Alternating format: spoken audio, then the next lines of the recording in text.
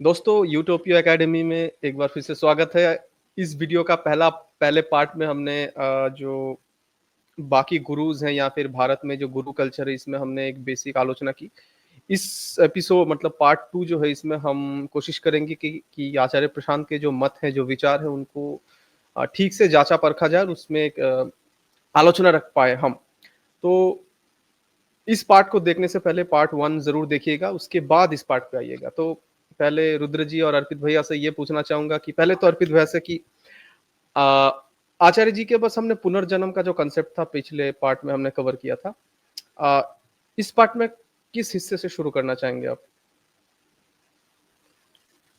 अ, मेरे ख्याल से जो उनका जो मिस इंटरप्रिटेशन है ना, जिस तरह से वो जो जितने भी रिलीजियस टेक्स्ट हैं, उनका जो मिस इंटरप्रिटेशन करते हैं और जिस तरह से एक पर्सपेक्टिव देते हैं उनको देखने का, वो मुझे लगता है कि सबसे ज़्यादा प्रॉब्लमैटिक वो है कि वहीं से फिर अंधभक्ति की शुरुआत होती है या फिर कहें कि जो अंधभक्ति जो चली आ रही है, उसको खत्म करने की प्रक्रिया जो है वो रुक जाती है। कि एक जस्टिफिकेशन आपको मिल जाता है और वो ऐसा जस्टिफिकेशन है कि वो बहुत ज़्यादा रैशनलाइज़ है, जिसको ब्रेक करना बहुत मुश्किल है। मतलब हम जैसे जो रैशनलिस्ट हैं, जो कि चाहते हैं कि लोग ये पुरानी जो परंपराएँ हैं, इनके मोह से, ये जो पुराने ग्रंथों के मोह से, पुराने धर्म के मोह से निकलें, बाहर आएँ, फ्री हुए और इतने हद तक फ्री हो जाएँ कि अगर कोई क्रिटिसिज़्म दिया जा रहा है उन पर, तो वो खुले दिमाग से उस पर विचार कर सकें, उसको देख सकें, जाँच सकें, परख सकें। हम ये नहीं कह रहे कि भई कोई क्रिटिसिज़्म दिया जा रहा है तो आप उस पर ब्लाइंडली बिलीव कर लो। कि जैसे मान लीजिए मैंने बोल दिया कि भई गीता में तो देखो ये ऐसा लिखा हुआ है। तो मैं ये नहीं कह रहा कि आप उस पर ब्लाइंडली बिलीव कर लो। लेकिन कम से कम आप इतने ओपन चाहिए कि पहली बात तो अगर कोई बंदा ऐसा कह रहा है, जैसे मैंने कुछ बोला तो आप उससे हर्ट ना हो। होता यही है कि जैसे मैंने बोला कुछ और लोग हर्ट हो जाते हैं, ओहो! ये तो हमारे ग्रंथों के खिलाफ बोल रहा है, ये तो आचार्य जी की शिक्षा के खिलाफ बोल रहा है और वहीं से सारा मामला गड़बड़ हो जाता है। पहली बात तो आप हर्ट ना हो। दूसरी बात ये है कि आप उसको एक बिल्कुल अनबायस्ड माइंड से उसको वेरीफाई करें। ये इतना तक मैं चाहता हूँ हो जाए और जो कि अ, चीज़ मुझे होती भी नहीं दिखती क्योंकि जो आचार्य जी जिस तरह के जस्टिफिकेशंस देते हैं, चीज़ों के बारे में, जैसे पिछले एपिसोड में हमने पुनर्जन्म के बारे में बात की थी कि पुनर्जन्म के बारे में वो किस तरह से उसको जस्टिफाई करने की कोशिश करते हैं या कहें कि उसका एक री-इंटरप्रिटेशन देते हैं कि पुनर्जन्म ऐसे नहीं है, ऐसे है। हमारे शास्त्रों में इस तरह से पुनर्जन्म के बारे में बताया गया है। तो ये एक गलत तरीका है। ये जो तरीका है वो एक तरह से एक जस्टिफिकेशन देता है उस यूथ को जो कि थोड़ा रैशनल हो गया है और जो कि हर चीज़ के बारे में कोई प्रमाण चाहता है कि भई कोई चीज़ को मैं मानूँ तो कोई प्रमाण आधारित होनी चाहिए और हम देखते हैं जिस तरह से अंधविश्वास बढ़ रहा है और लोग कुछ लोगों के सामने जो साइंटिफिक फैक्ट्स हैं वो निकल कर आ रहे हैं और जो पढ़ा लिखा यूथ है वो थोड़ा बहुत वैज्ञानिक सोच भी रखता है, थोड़ी बहुत, बहुत ज़्यादा नहीं। तो उसकी वजह से हो क्या रहा है कि जो ग्रंथ हैं उनमें जो चीज़ बातें हैं वो उनके गले में उतरती नहीं है। ना अब जैसे कोई पुनर्जन्म के बारे में बात करता है तो वो बात उसके डाइजेस्ट नहीं होती कि मैं पुनर्जन्म को कैसे मान लूँ क्योंकि उसका कोई प्रूफ तो है नहीं। क्योंकि और अगर पुनर्जन्म को मानना है, मानते हैं, तो फिर जो आत्मा है, जीवात्मा है, उसको भी मानना पड़ेगा। क्योंकि वो वही तो है ना जो आपके शरीर से निकल कर कहीं दूसरा शरीर धारण कर रही है, गीता के अनुसार। अब ये सब चीज़ें जो हैं ये कि साइंटिफिकली वेरीफाई नहीं है। अच्छा अगर आप जीवात्मा को मानोगे तो फिर भूत-प्रेत को भी मानना पड़ जाएगा आपको। फिर आप भूत-प्रेत को कैसे इनकार करोगे? तो फिर अगर लोगों के ऊपर जो भूत-प्रेत आ रहे हैं, जो सिर नचा रहे हैं, बाबाओं के पास जा रहे हैं और बाबा उनका भूत-प्रेत उतार दे रहा है, तो फिर इसको कैसे आप काउंटर करोगे? तो ये समस्या एक के साथ एक समस्या जुड़ती चली जाती है और फिर अगर इसको भी मान लोगे तो फिर आपको ईश्वर को भी मानना पड़ जाएगा और उसी फॉर्म में मानना पड़ जाएगा कि भई कोई ईश्वर है, जो कि सब कुछ चला रहा है, कर रहा है। तो ये एक चीज़ से एक दूसरी चीज़, दूसरी से तीसरी चीज़ जुड़ी हुई है, सब आपस में जुड़े हुए हैं। ये पूरा समझिए कि अंधविश्वास का एक पूरा गट्ठर है। अब इसको रिजेक्ट करने के लिए आचार्य प्रशांत ने क्या किया, उन्होंने चीज़ों को रीइंटरप्रेट कर दिया। उन्होंने कहा कि जो पुनर्जन्म है, पुनर्जन्म का मतलब ऐसा नहीं होता जैसा आप समझ रहे हो कि कोई जीवात्मा जैसी कोई चीज़ है जो कि एक शरीर से निकल के दूसरे शरीर में चली जाती है। वो कहते हैं कि उन्होंने जीवात्मा का अर्थ कर दिया जीवात्मा इज़ इक्वल टू ईगो और जीवात्मा जहाँ पर एक कहें कि एक व्यक्तिगत पहचान है, एक कहें कि एक इंडिविजुअल आइडेंटिटी है, कोई चीज़ है, एक नाउन है, उसको बदल के उन्होंने एक एडजेक्टिव कर दिया, विशेषण कर दिया।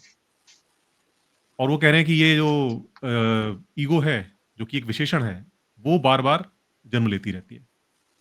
और जब अब चूँकि वो आपने उसको नाउन से एडजेक्टिव कर दिया है, तो अब उसकी कोई पर्सनल आइडेंटिटी तो रह नहीं गई। तो इसका मतलब है कि भई आपका जो कोई व्यक्तिगत पुनर्जन्म नहीं हो रहा है, एक गुण है, जिसको ईगो कहते हैं, वो बार-बार जन्म लेता है और जो कि ये पूरी तरह से गलत इंटरप्रिटेशन है। इसके बारे में कोई भी अगर सही से वेरीफ़ाई करे, गीता कोई पढ़ ले, तो गीता में ये सब बड़ा क्लियर है। लेकिन वही है ना कि एक बार अगर किसी ने आचार्य प्रशांत जैसे किसी गुरु ने उसका ब्रेन वॉश कर दिया, उसको शब्दों के अर्थ अलग-अलग समझा दिए कि भई इसका मतलब ये है, इसका मतलब ये है। अब वो उस दृष्टि से पढ़ रहा है। आप देखो जो मेरे पास्ट में डिबेट भी हुई है उनके एक शिष्य से, उनका उनको जब मैं श्लोक दिखा रहा हूँ गीता के, वो क्या कर रहे हैं? वो उन्हीं अर्थों को रीइंटरप्रेट कर रहे हैं, जो कि उनके आचार्य जी ने उनको बताए हैं। वहाँ साफ-साफ लिखा है जीवात्मा, लेकिन वो जीवात्मा को अपने मन से ट्रांसलेट कर दे रहे हैं ईगो। और मैं पूछ रहा हूँ कि मेरे को बता दो, कौन से ग्रंथ में, कहाँ, किस ग्रंथ में लिखा है जीवात्मा का मतलब ईगो होता है? ईगो कहीं नहीं मतलब लिखा। अहम, हाँ, जीवात्मा मतलब अहम आप दिखा दीजिए। हाँ, ऐसा। हाँ, आप दिखा दो ना कि कहाँ पे कहाँ मतलब कहीं तो कोई ऐसा सूत्र होगा जहाँ पे लिखा होगा कि भई जीवात्मा का मतलब अहम है। कहीं भी नहीं है। सब अपने मन से उसको अब एक बार ये घपला किसी के दिमाग में आपने कर दिया, अब वो जहाँ-जहाँ वो जीवात्मा देख रहा है उसको ईगो समझ के पढ़ रहा है वो। अब क्या करोगे ऐसे लोगों का? तो ये चीज़ मुझे आचार्य जी की सबसे गलत लगती है। ऐसा नहीं करना चाहिए। आप अगर धर्म को उन्होंने धर्म के सुधार का ठेका लिया है, लेकिन उस धर्म के सुधार को इस तरह से करने की ज़रूरत नहीं है। आप अगर मतलब आप अब आप कहते हो कि भई मेरे को रिफ़ॉर्म ही करना है, मैं रिफ़ॉर्मिस्ट के तौर पे काम करना चाहता हूँ, मैं रैशनलिस्ट नहीं बनना चाहता। ठीक है, कोई दिक्कत नहीं है। आप रिफ़ॉर्मिस्ट बन सकते हो, लेकिन रिफ़ॉर्मिस्ट का मतलब ये नहीं होता है कि जो पुरानी परंपराओं से जो कुछ चला आ रहा है, उसको हमें रीइंटरप्रेट करके उसको उसको जस्टिफ़ाई करना है। ये तरीका गलत है, क्योंकि ऐसा करने से जो अंधभक्ति है वो नहीं टूटती है। आप एक बेहतर तरीके के तौर पर आप ये कर सकते हो कि हाँ, पुराने लोग थे उनको उतनी ही नॉलेज थी लिमिटेड उस समय पर नॉलेज थी, उनको शरीर की रचना के बारे में उतना पता नहीं था जितना कि आज साइंस को पता है। उन्हें ब्रह्मांड की रचना के बारे में उतना पता नहीं था जितना आज साइंस को पता है। और इस वजह से कुछ चीज़ों के मामले में वो गलत हो सकते हैं। भई उनको नहीं पता था कि मरने के बाद होता क्या है? मतलब ऐसा शरीर में क्या हो जाता है कि कोई आदमी जो कि अभी हँस बोल रहा था और वो एकदम बेजान पड़ा हुआ है। ये उनको नहीं पता था, लेकिन आज साइंस उसको एक्सप्लेन कर सकती है, ऐसा क्यों होता है? तो उसके लिए अब चूँकि उनको नहीं पता था, तो उन्होंने एक आत्मा जैसी एक एंटिटी की कल्पना कर ली। उन्हें नहीं पता था कि ये जो यूनिवर्स है, ये कैसे वर्क करता है। ये सूरज, चाँद, सितारे ये कैसे वर्क कर रहे हैं। सनराइज़ कैसे हो रहा है, सनसेट कैसे हो रहा है, ये मून कैसे घटता-बढ़ता है। ये तारे हैं, ये क्या है, ये तारे जो हम आसमान में देखते हैं, ये क्या चीज़ है? बहुत सारे सवालों के जवाब उनके पास नहीं थे, तो इसीलिए और ये बारिश क्यों हो रही है, तूफ़ान क्यों आते हैं, ये भूकंप क्यों आता है? तो इन हर चीज़ के बारे में उन्होंने अपनी उसको एक्सप्लेन करने के लिए कल्पनाएँ कर ली। देवताओं का कॉन्सेप्ट यहीं से आता है। तो अब चूँकि उनको नहीं पता था, अब आज हमें पता है, तो हमें उस पुरानी जो नॉलेज है, उसको आज हमें रिइंटरप्रेट करने की ज़रूरत नहीं है। हम ये मान सकते हैं कि भाई ठीक है, भई उनको जितना पता था उन्होंने उस हिसाब से उन चीज़ों को कहा। उसमें से लेकिन फिर भी अगर कोई ऐसा कॉन्सेप्ट है, जो कि आज भी जिसको कि हम अगर जीवन में अपनाएँ तो हम जीवन को बेहतर बना सकते हैं, तो उसको निकाला जा सकता है। आप ये कह सकते हैं कि भई ठीक है, वो पुराने टाइम के लोगों को इतना इस बारे में नहीं पता था, लेकिन हाँ, ये वाला जो फिलॉसफी है, ये जो कॉन्सेप्ट है, ये मुझे लगता है कि आज के समय में इसको अगर हम अपनाते हैं, तो हम कुछ बेहतर अपने जीवन को कर सकते हैं।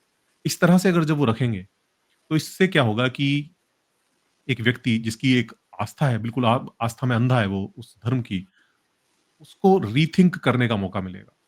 क्योंकि आप इतने बड़े मंच पर हैं, आपके आगे इतने सारे टाइटल लगे हुए हैं कि भई आप आईएएस एलुमनाई हैं, आप आईआईटी है, पास आउट हैं, आप आईआईएम हैं और भी पता नहीं क्या-क्या है। तो ये सब जब टाइटल लगे हुए हैं और आप एक खुद को आध्यात्मिक गुरु की तरह प्रेज़ेंट कर रहे हैं, आचार्य लगा हुआ है आपके नाम के आगे। तो ये सब चीज़ें बहुत प्रभाव डालती हैं।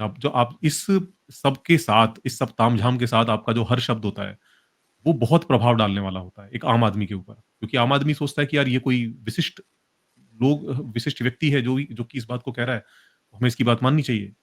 तो वो सब आप इतनी जो पावर है उसके साथ में जब आप चीज़ों को गड़बड़ करते हो एक रिफॉर्मिस्ट के तौर पर आप खुद को स्थापित करने के लिए, वो चीज़ गलत है। ऐसा नहीं करना चाहिए कि ऐसा करके आप उस मोह को जो कि उस धर्म के प्रति है किसी का, उसमें कोई परिवर्तन नहीं आता है। ना ही गुरु के प्रति जो मोह है उसमें भी कोई परिवर्तन नहीं आता है। और इसीलिए जो एक अंधभक्तों की फ़ौज जो हम देखते हैं इकट्ठी हो रही है आचार्य प्रशांत के अराउंड, इसी वजह से हो रही है। क्योंकि उन्होंने प्रहार नहीं किया। मैं बार-बार इसी बात को कहता हूँ, मैंने अपनी पुरानी वीडियो में कहा था कि वो चोट नहीं करते। और लोग कहते हैं नहीं, नहीं वो तो बड़ी चोट करते हैं, वो तो बड़े नथुने फुला-फुला के ऐसे-ऐसे करके बोलते हैं। अरे उससे नहीं होता भाई। ऐसे आप गुस्से में अगर बोल रहे हैं लोगों को एकदम डाँटने की फॉर्म में बोल रहे हैं, उससे नहीं फ़र्क पड़ता है। उससे उसे लोग इस तरह से देखते हैं कि ओहो! आचार्य जी तो कितने मतलब हमारे लिए संघर्ष कर रहे हैं। आचार्य जी तो क्या कहते हैं जो ये कुछ चल रहा है दुनिया में उसके उससे लेकर कितने आहत हैं, वो गुस्सा उनका निकल कर आ रहा है। चोट जब पड़ती है, आप भले वो बात हँसते हुए कहो, लेकिन वो बात उसकी कोई जो पुरानी धारणा चली आ रही है, उस धारणा को तोड़े, उसे रीथिंक करने का मौका मिले। वो पुनर्विचार करे उसके ऊपर, जो वो पहले सोचा करता था और अब जो आपने उसको बताया है।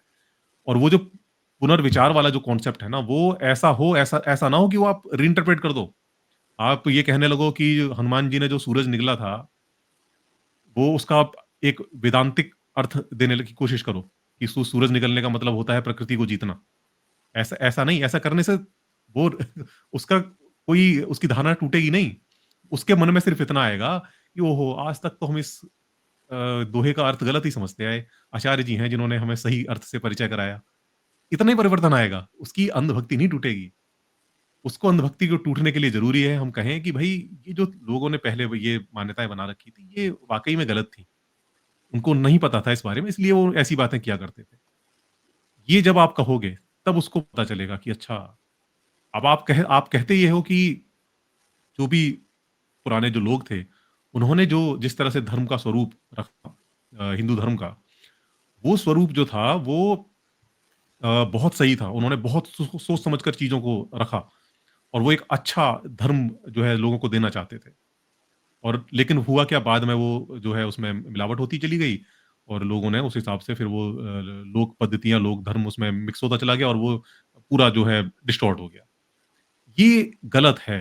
ये जो आप दृष्टि दे रहे हो ना, ये दृष्टि गलत है। इस दृष्टि को जब आप रखते हो ना, तो लोगों लोगों को ये लगता है, आप भले उसको कहो कि नहीं, नहीं जो पुनर्जन्म है, पुनर्जन्म का मतलब ये नहीं होता, पुनर्जन्म का मतलब वो होता है। उससे उस धर्म की जो आस्था है वो नहीं टूटती। वो सिर्फ़ इतना इतना उसका समझ में आता है कि अच्छा, ये जो चीज़ हम समझ रहे थे, जो लोग ये जो लोग धार्मिक जो लोग हैं, जो इन चीज़ों को मानते हैं और उनको दरअसल बीच में जो है ना वो मिस इंटरप्रिटेशन हो गया या लोगों ने उसको गलत तरीके से समझ लिया, इस वज़ह से ऐसा हो गया। जबकि जो हमारा धर्म है, वो तो बड़ा अच्छा है। ये जो चीज़ है ना, ये टूटनी ज़रूरी है। लोगों को ये समझ में आए कि ये ज्ञान जो होता है ना, ज्ञान एक लगातार उसका एवोल्यूशन होता है।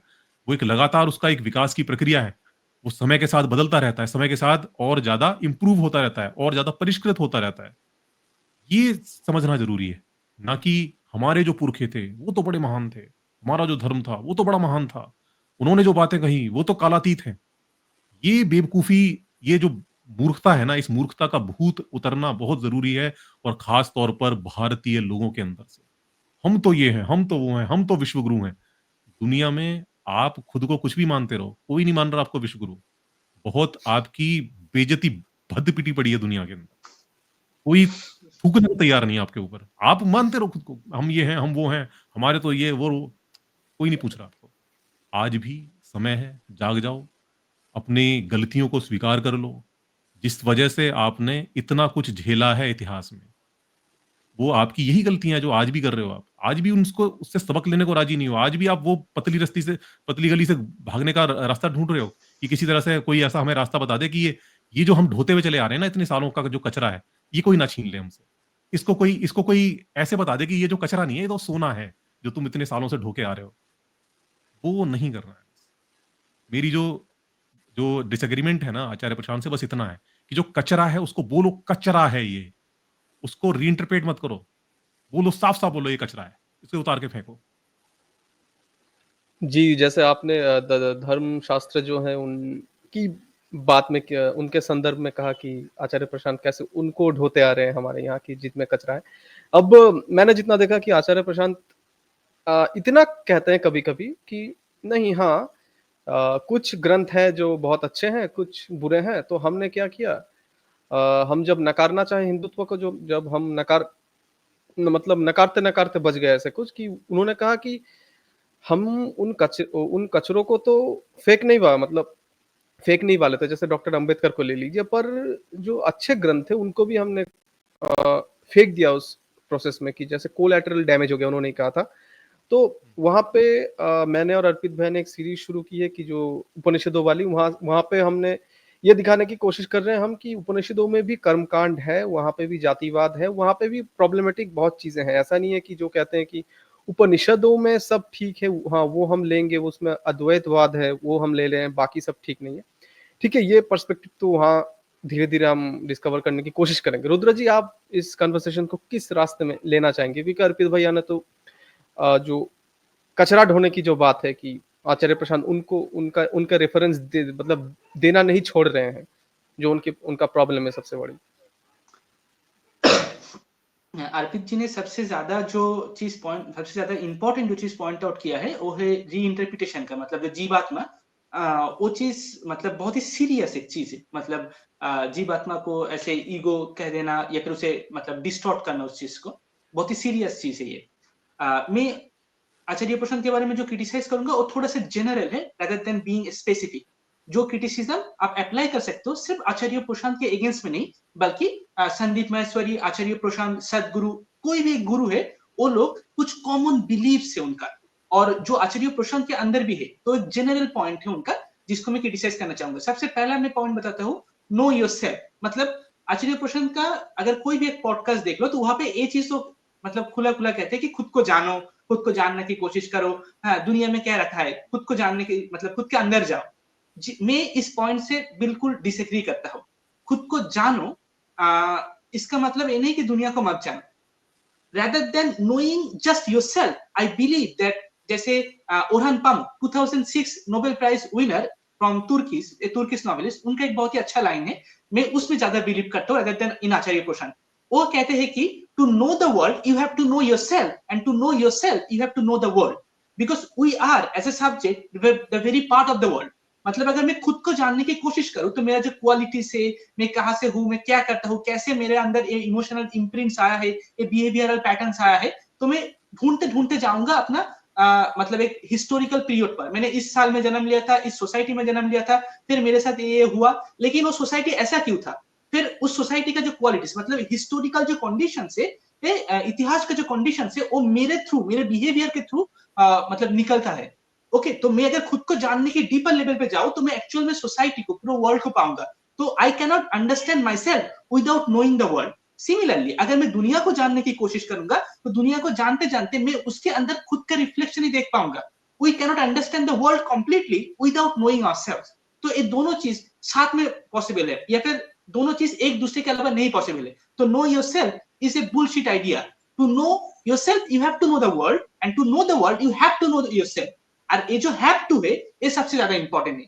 तो अगर कोई इंसान कह रहे कि तुम खुद को जानने की कोशिश करो, खुद को जानो, दुनिया में क्या रखा है, खुद के अंदर जाके देखो, खुद के अंदर कुछ नहीं है, खुद के अंदर कचरा भरा हुआ है। जो माइंड के अंदर जो स्टोरीज चलता है ना हमारा हर रोज, भगवान ऐसा है, या फिर ये वाला श्लोक बहुत बढ़िया है, या फिर मैं तो ऐसा कर लूंगा, या फिर इतना करोड़, या फिर there are lots of gods, या फिर मरने के बाद ये होता है, वो चीज होता है, ये सारे जो kind of hyper realistic speculative जो थ्योरी से, इसमें हमारा माइंड में मैं जितना रिपीट करता जाऊंगा कुछ नहीं होगा उससे। This are pure garbage. तो हम खुद के अंदर देखेंगे तो कुछ नहीं मिलेगा गार्बेज के अलावा। सिर्फ मैं आचार्य प्रशांत या फिर उसके फॉलोअर्स या फिर बाकी लोगों को नहीं कह रहा हूँ, इंक्लूडिंग माई सेल्फ, हम सब इंसान के अंदर अगर हम लोग खुद के डीपर लेवल पर जाएंगे तो there are only garbage. Unconscious mind is full of garbage. Okay, prehistoric imprints are there. लेकिन हम लोग अगर उसे इन्वेस्टिगेट करेंगे तो we have to reach out to the world. उसके अंदर लॉस्ट नहीं हो जाना है सिर्फ खुद को जानो, बल्कि उसको अंडरस्टैंड करने के लिए देयर आर सर्टेन थ्रेड्स, जिस थ्रेड्स के through we have to reach to the world. अगर आप कभी भी अपने फैमिली में देखते हो कि आपका फादर मतलब आपके पेरेंट्स के बीच में कॉन्फ्लिक्ट हो रहा है, दोनों का पॉइंट ऑफ व्यू अलग है, तो इसका मतलब ये नहीं कि दो इंडिविजुअल लोगों के बीच में कॉन्फ्लिक्ट हो रहा है।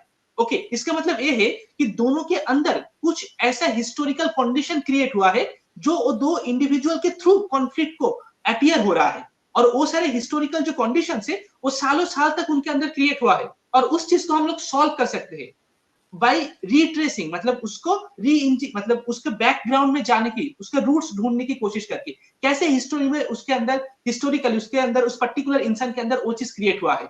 Okay, so we are not separated from society, we can not be separated from society. हम लोग जो हमारा इंडिविजुअल माइंड है और जो कलेक्टिव माइंड है, ग्रुप साइकोलॉजी है, दोनों एक दूसरे के मिरर है। एक दूसरे के अलावा हम लोग दोनों को समझ नहीं सकते। Each mind belong to a group of mind and there is no separated mind. Okay, ये मेरा पहला क्रिटिसिज्म है कि नो योरसेल्फ, ये बकवास है। दूसरा क्रिटिसिज्म है ऑल नॉलेज इज इनसाइड। ये तो और भी बड़ा क्लेम है कि हमारा सारा नॉलेज इनसाइड है। अपने अंदर देखो, सारा ज्ञान तुम्हें मिल जाएगा, खुद के अंदर झांकना होगा। इससे मतलब गलत और झूठ चीज मैंने आज तक नहीं देखा। ये चीज अब संदीप महेश्वरी के वीडियो में, हर वीडियो में ऑलमोस्ट आपको मिल जाएगा, कभी ना कभी डायरेक्टली इनडायरेक्टली। आचार्य प्रशांत के हर वीडियो में मिल जाएगा, सदगुरु के हर वीडियो में मिल जाएगा। ये बहुत ही जनरल पॉइंट है जो लोग इस कैटेगरी में आते हैं, मतलब जो स्पिरिचुअलिटी, वेदांत, फिलोसॉफी, ये सारी चीज में बिलीव करते हैं, उसके अंदर आते हैं कि खुद के अंदर सारे नॉलेज है। It is totally false. All knowledge are conditioned by the other. All knowledge inside, ये बिल्कुल बकवास है। क्यों? क्योंकि all knowledge are conditioned by the other. हम लोग कभी भी खुद के बारे में कुछ नहीं जान सकते या फिर ज्यादा डीपर नॉलेज गेन नहीं कर सकते without the existence of other. समझे कि मेरे अंदर सारे नॉलेज पड़ा हुआ है पूरा ब्रह्मांड का, ठीक है, मैं चीज मान लेता हूँ। लेकिन ये चीज समझने के लिए, ये नॉलेज पाने के लिए कि मेरे अंदर सब कुछ है, I need a Gautam Buddha. मुझे गौतम बुद्ध के पास जाना होगा, उनका बुक्स पढ़ना होगा, फिर उनके थ्रू ही मैं जान पाता हूँ कि मेरे अंदर सारे नॉलेज है। या फिर मुझे आचार्य प्रशांत चाहिए, उनके थ्रू ही मैं जान पाता हूँ कि सारे ज्ञान मेरे अंदर है। मतलब ये जो नॉलेज है कि सारे ज्ञान मेरे अंदर है, this knowledge is also condition by the other. जब नॉलेज खुद के अंदर देखने से नहीं मिलता, जब आप बाहर जाते हो, दुनिया में देखते हो, आप जिस कल्चर में बिलीव करते हो, जिस रिलीजियस में बिलीव करते हो, जिस ह्यूमन राइट्स, सोशल वैल्यूज में बिलीव करते हो, उस कल्चरल रिचुअल्स सारे चीज के अलावा और जो दूसरा इंसान है, जो लोग अलग कल्चर में बिलीव करता है, अलग लाइफस्टाइल है उनका, अलग फूड हैबिट्स है, ड्रेस कोड है, जब आप जाते हो उनके पास, तो जो अलग चीज है, अलग बिलीफ है, उनका कांटेक्ट में जब आते हो, तो उस कांटेक्ट से एक नया ट्रूथ आपके पास निकल के आता है, एक नया फॉर्म ऑफ नॉलेज निकल के आता है। So knowledge are condition by the other. आप अदर्स के एग्जिस्टेंस के थ्रू, उनके कंडीशन के through, without that we can not achieve knowledge. अगर मुझे कुछ जानना है तो मुझे कुछ बुक्स पढ़ना पड़ेगा, कुछ पॉडकास्ट देखना पड़ेगा, कोई कोर्स ज्वाइन करना पड़ेगा। Without the existence of others हम लोग नॉलेज को गेन नहीं कर सकते। खुद के माइंड में सोच सोच कर जितना भी हम लोग सोच रहे हैं, नॉलेज को गेन नहीं कर सकते। ओके, इवन आचार्य दर्शकों, एक मिनट, दर्शकों के तरफ से शायद एक सवाल आया यहाँ पे। संदीप महेश्वरी हो, आचार्य जी हो, या फिर जो भी हो, ऐसे जितने फिगर्स हैं, वो जिस नॉलेज की बात कर रहे हैं, वो तो ऐसा नहीं है कि एटॉमिक बॉम्ब कैसे बनाया जाए, इस नॉलेज की तो बात नहीं कर रहे। मतलब वो ज्यादातर तौर पे कहते हैं कि आप समस्या के जड़ जो है वो आप ही हैं, आप बाकियों को दोष दे रहे हो। इसका जवाब शायद आपके अंदर है। मुझे भी इतना लगता है कि हाँ, कुछ जवाब तो मेरे अंदर भी है। लेकिन ये जो आइडिया है, ये एक पीस ऑफ नॉलेज है। आपने अभी जो कहा कि सारे समस्या का जड़ अपने अंदर है, ये जो पीस है, ये जो पीस ऑफ नॉलेज है, ये नॉलेज भी कंडीशन बाय द अदर। मतलब ये चीज मुझे कहां से पता चल रही है? खुद के अंदर से पता चलता है क्या? सरबत इसे बताने के लिए भी हम लोगों को कोई दूसरा इंसान चाहिए, कोई एक लीडर चाहिए। तो मैं सिर्फ इतना सा कह रहा हूं, मैं ऐसा नहीं कह रहा हूं कि कोई नॉलेज हमारे अंदर नहीं है। That is not my point. My point is कि थॉमस मन का एक बहुत ही अच्छा सा लाइन है, a great truth is a truth which is opposite is also a truth. मतलब कोई भी अगर ग्रेट ट्रूथ है तो उसका बिल्कुल रिवर्सल भी ग्रेट ट्रूथ ही होगा। जर्मन राइटर थॉमस मन। तो वही चीज, अगर हम जैसे अगर हमारे अंदर सच में कोई नॉलेज है, इसका मतलब हमारे बाहर भी सच में कोई नॉलेज है। Is it clear now? हाँ, तो उस बाहर के नॉलेज की भी हम लोगों को जरूरत है। मतलब knowledge are condition by the external others. और अगर हम लोग बाहर के लोगों से नहीं मिलेंगे, दूसरा कल्चर, दूसरा बिलीफ, दूसरा रिचुअल्स, दूसरा रिलीजियस, अगर उनका कांटेक्ट में नहीं जाएंगे तो हम लोग को नॉलेज नहीं मिलेगा। उनका कांटेक्ट में जाने पर ही जब हम लोग देखेंगे कि अलग पीपल एग्जिस्ट करता है इस दुनिया में, अलग लोग, वो लोग भी सोचते हैं कि उनके पास सारे नॉलेज है, वो लोग भी सोचते हैं उनके अंदर सारे नॉलेज है। उनका कांटेक्ट में जब जाएंगे तब हम लोगों को पता चलेगा, दिस कांटेक्ट से एक नया ट्रूथ निकल कर आएगा, एक नया फॉर्म ऑफ नॉलेज निकल कर आएगा। वो नॉलेज हम लोगों को कभी नहीं मिल सकता खुद के अंदर से। Okay, so knowledge are condition by the external others. This are my two criticism. एक और सवाल आएगा दर्शकों की तरफ से, क्योंकि मेरे वीडियो से बहुत सब बार ये कमेंट आ चुके हैं कि आचार्य जी अपने गीता सेशंस में मतलब टाओइज्म या डाओइज्म होता है क्या, चाइनीज में, हाँ, वो भी पढ़ाते हैं। मतलब बाकी के जो फिलोसॉफीज है वो भी पढ़ाते हैं। मैं तो गीता सेशन कभी गया नहीं तो मुझे नहीं पता, पर वो कहते हैं कि वो बस भारतीय दर्शन नहीं, बाहर के दर्शन भी पढ़ाते हैं। मतलब इस चीज में तो वो ठीक ठाक काम कर रहे लगता है बाकियों से। देखो, बाहर के दर्शन पढ़ाने में ना दिक्कत एक ही है कि अब अगर उसको भी वैदांतिक चश्मे से पढ़ा रहे हैं तो फिर गड़बड़ कर रहे हैं। और मुझे लगता है वो यही कर रहे हैं, क्योंकि उनकी जो वीडियोस वगैरह हैं उसमें मैंने पता नहीं गीता सेशन वगैरह में वो बात करते होंगे बाइबल की या कुरान वगैरह की, लेकिन शायद जो यूट्यूब पर वीडियोज़ अवेलेबल हैं, उनमें तो शायद मैंने नहीं देखी कोई वीडियो। लेकिन हाँ, ये मैंने ज़रूर सुना है उनकी वीडियोज़ में कि वो कहते हैं कि जो भी किसी भी धर्म के जो केंद्रीय ग्रंथ हैं, अब अगर क्रिश्चियनिटी की बात करें तो उसका केंद्रीय ग्रंथ बाइबल हो गया, और अगर इस्लाम की बात करें तो उसका केंद्रीय ग्रंथ कुरान हो गई। तो वो जो केंद्रीय ग्रंथ हैं, वो कहते हैं कि वो जो बात कहते हैं, उस बात में सच्चाई है, और वो बात कहीं न कहीं वेदांतिक जो फिलॉसफी है उससे अलाइन करती है। ऐसा उनका मानना है।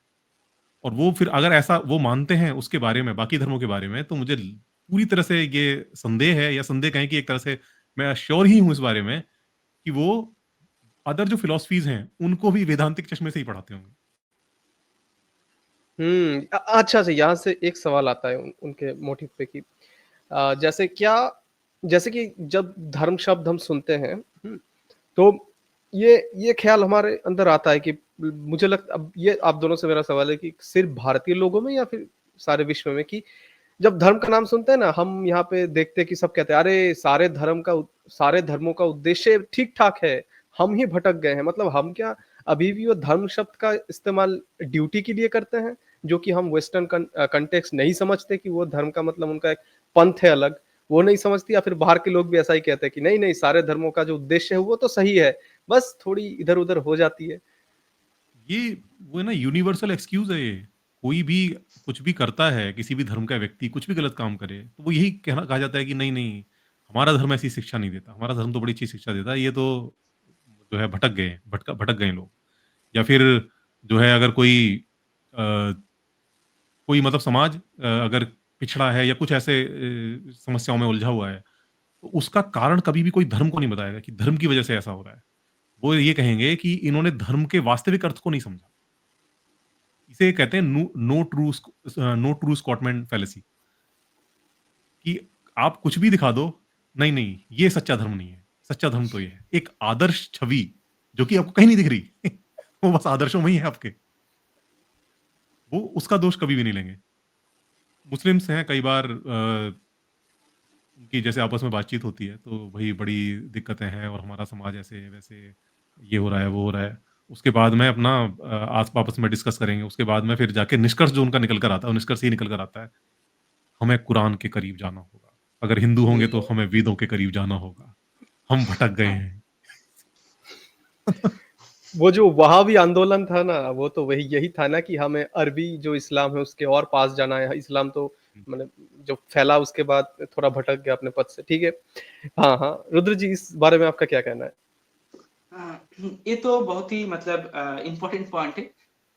सारे रिलीजियस सेम है। ये जो स्टेटमेंट है ना, ये इसके अंदर ही एक kind of their lots of multiple layers of problem. सबसे हाँ पहला ना, सेम नहीं, हम लोग अच्छा उद्देश्य रखते हैं और एक ही उद्देश्य रखते हैं, अच्छा उद्देश्य। ओके, अच्छा उद्देश्य रखते हैं, ठीक है। तो ये क्या है, मतलब एक जनरलाइज कंसोलेशन की तरह है, ठीक है। मतलब अब पहले क्या कोशिश करते हो कि साइंस से रिलीजियस को वेरीफाई करने की। अगर साइंस ने कह दिया ये वाला चीज है और रिलीजियस में लिखा हुआ, तो आप कहते हो कि देखो साइंस ने भी कह दिया, लेकिन ये बहुत पहले से कुरान में था, बहुत पहले से वेदास में लिखा है। अब साइंस ने कुछ ऐसा कह दिया जो वेदास में नहीं लिखा है, तो साइंस गलत है, साइंस में कुछ पता नहीं है, रिलीजियस बहुत सुपीरियर है।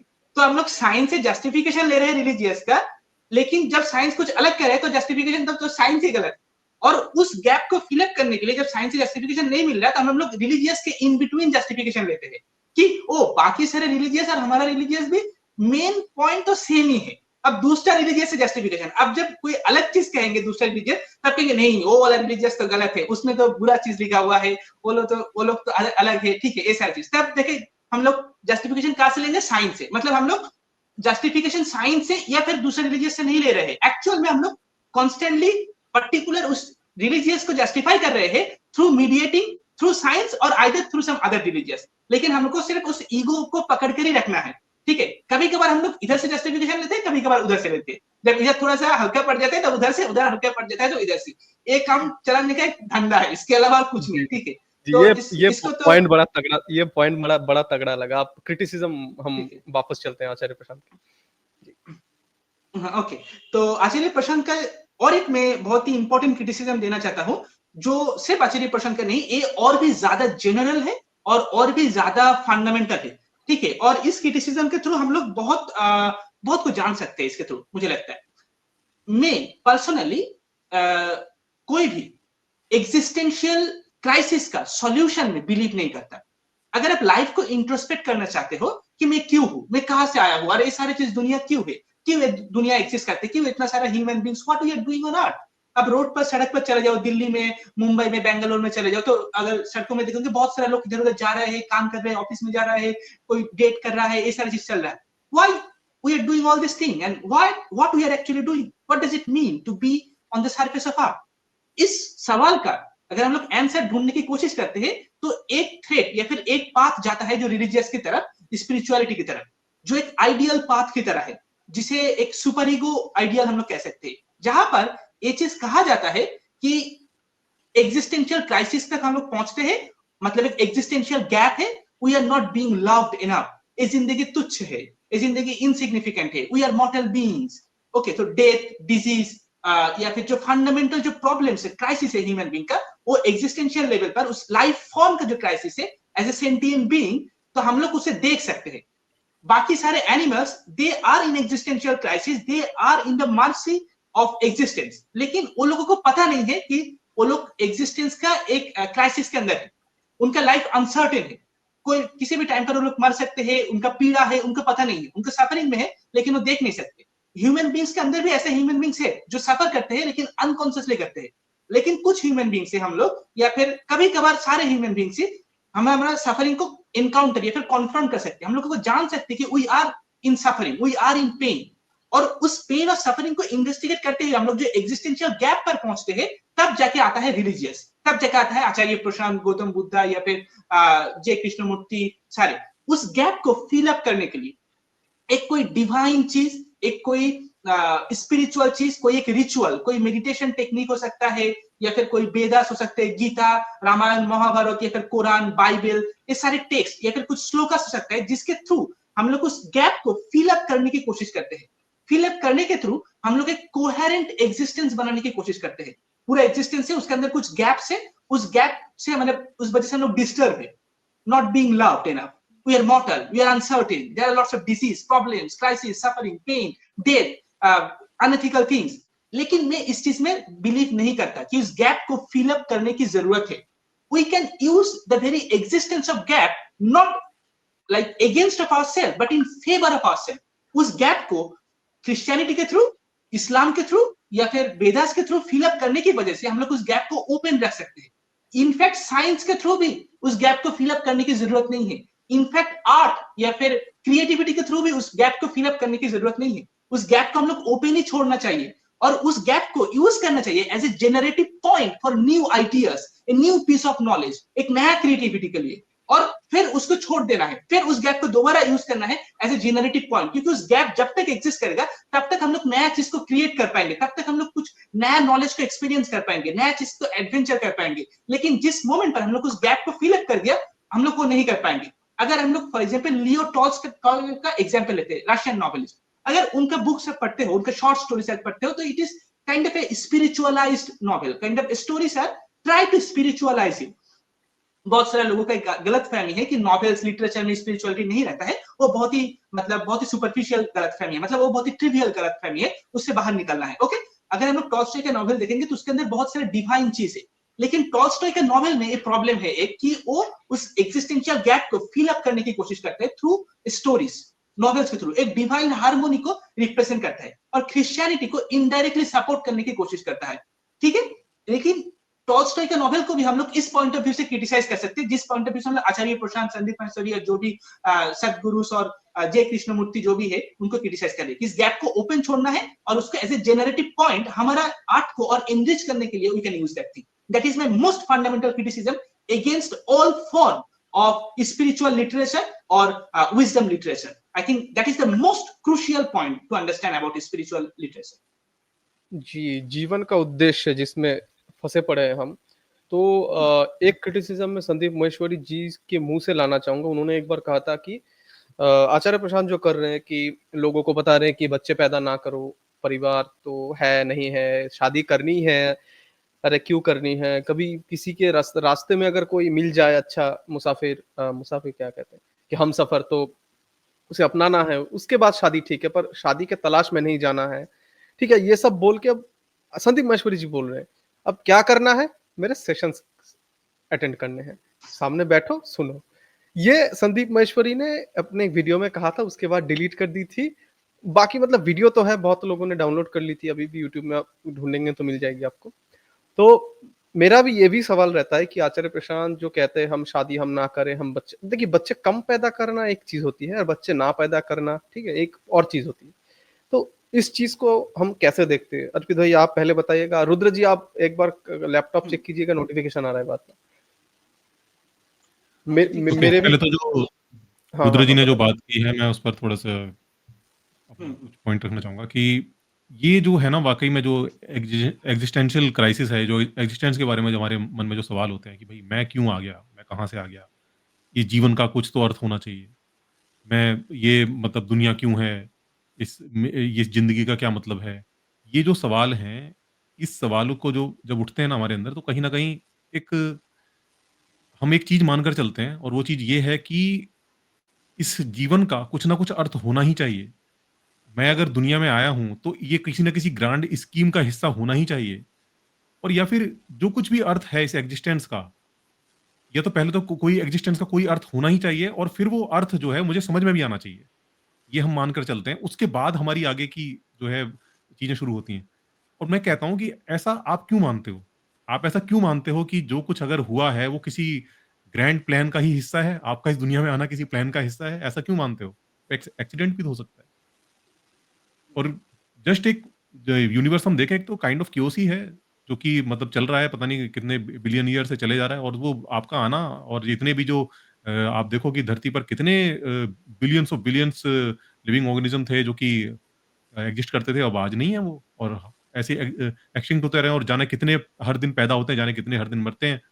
और इसमें मेरे को जावेद अख्तर साहब का एक कमेंट याद आता है, इसमें वो उनके सदगुरु से बहस चली तो उसमें उन्होंने बड़ा अच्छा कहा था और बहुत थॉट प्रोवोकिंग है वो उन्होंने कहा था कि हम ये क्यों नहीं सोचते what is this mosquito doing here? What is this cockroach doing here? हम अपने अपने को इतनी इंपॉर्टेंस क्यों देते हैं कि हम अपने स नहीं मैं अगर दुनिया में आया हूँ तो उसका कोई ना कोई मतलब होना चाहिए। अरे वही मतलब क्यों हो कोई मतलब? अरे भई आपके जो माता-पिता थे, उस दिन वो अच्छा फ़ील कर रहे थे, उन्होंने सेक्स किया, उसमें से कोई स्पर्म जाके वो एग से हिट कर गया और वो आप आ गए दुनिया के अंदर, ये हुआ है बस। और जावेद अख्तर साहब ने भी कहा था कि मैं बता सकता हूँ कि मैं इस दुनिया में क्यों हूँ एंड द रीज़न इज़ अनप्रिंटेबल मतलब वो रीज़न ऐसा है कि मैं बता नहीं सकता आपको, क्यों हूँ मैं इस दुनिया के अंदर। फैलने के लिए, फैलाने के लिए। यस।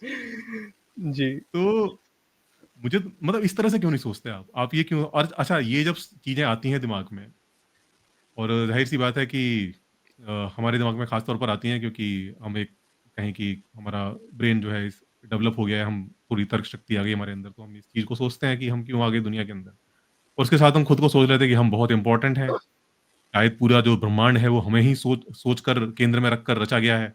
इसीलिए हम ये सोच भी पाते हैं। हम ये क्यों नहीं सोचते कि भई इस जो एवोल्यूशन का जो प्रोसेस है, जैव विकास का जो प्रक्रिया है, इस प्रक्रिया के इतने लंबे चरण के बाद 3 लाख साल बाद एक ऐसी स्पीशी आती है, जो कि इस सवाल को कर पाती है।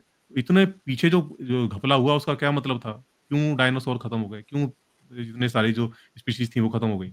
ये क्या सब क्यों नहीं सोचते हम? क्या डायनासोर को भी अपौरुषीय कोई ज्ञान मिला था? हाँ, तो शायद वो ऊपर से जो वो आके धूमकेतु गिरा था वो शायद अपौरुषीय ज्ञान था जो ईश्वर ने भेजा था उनके लिए।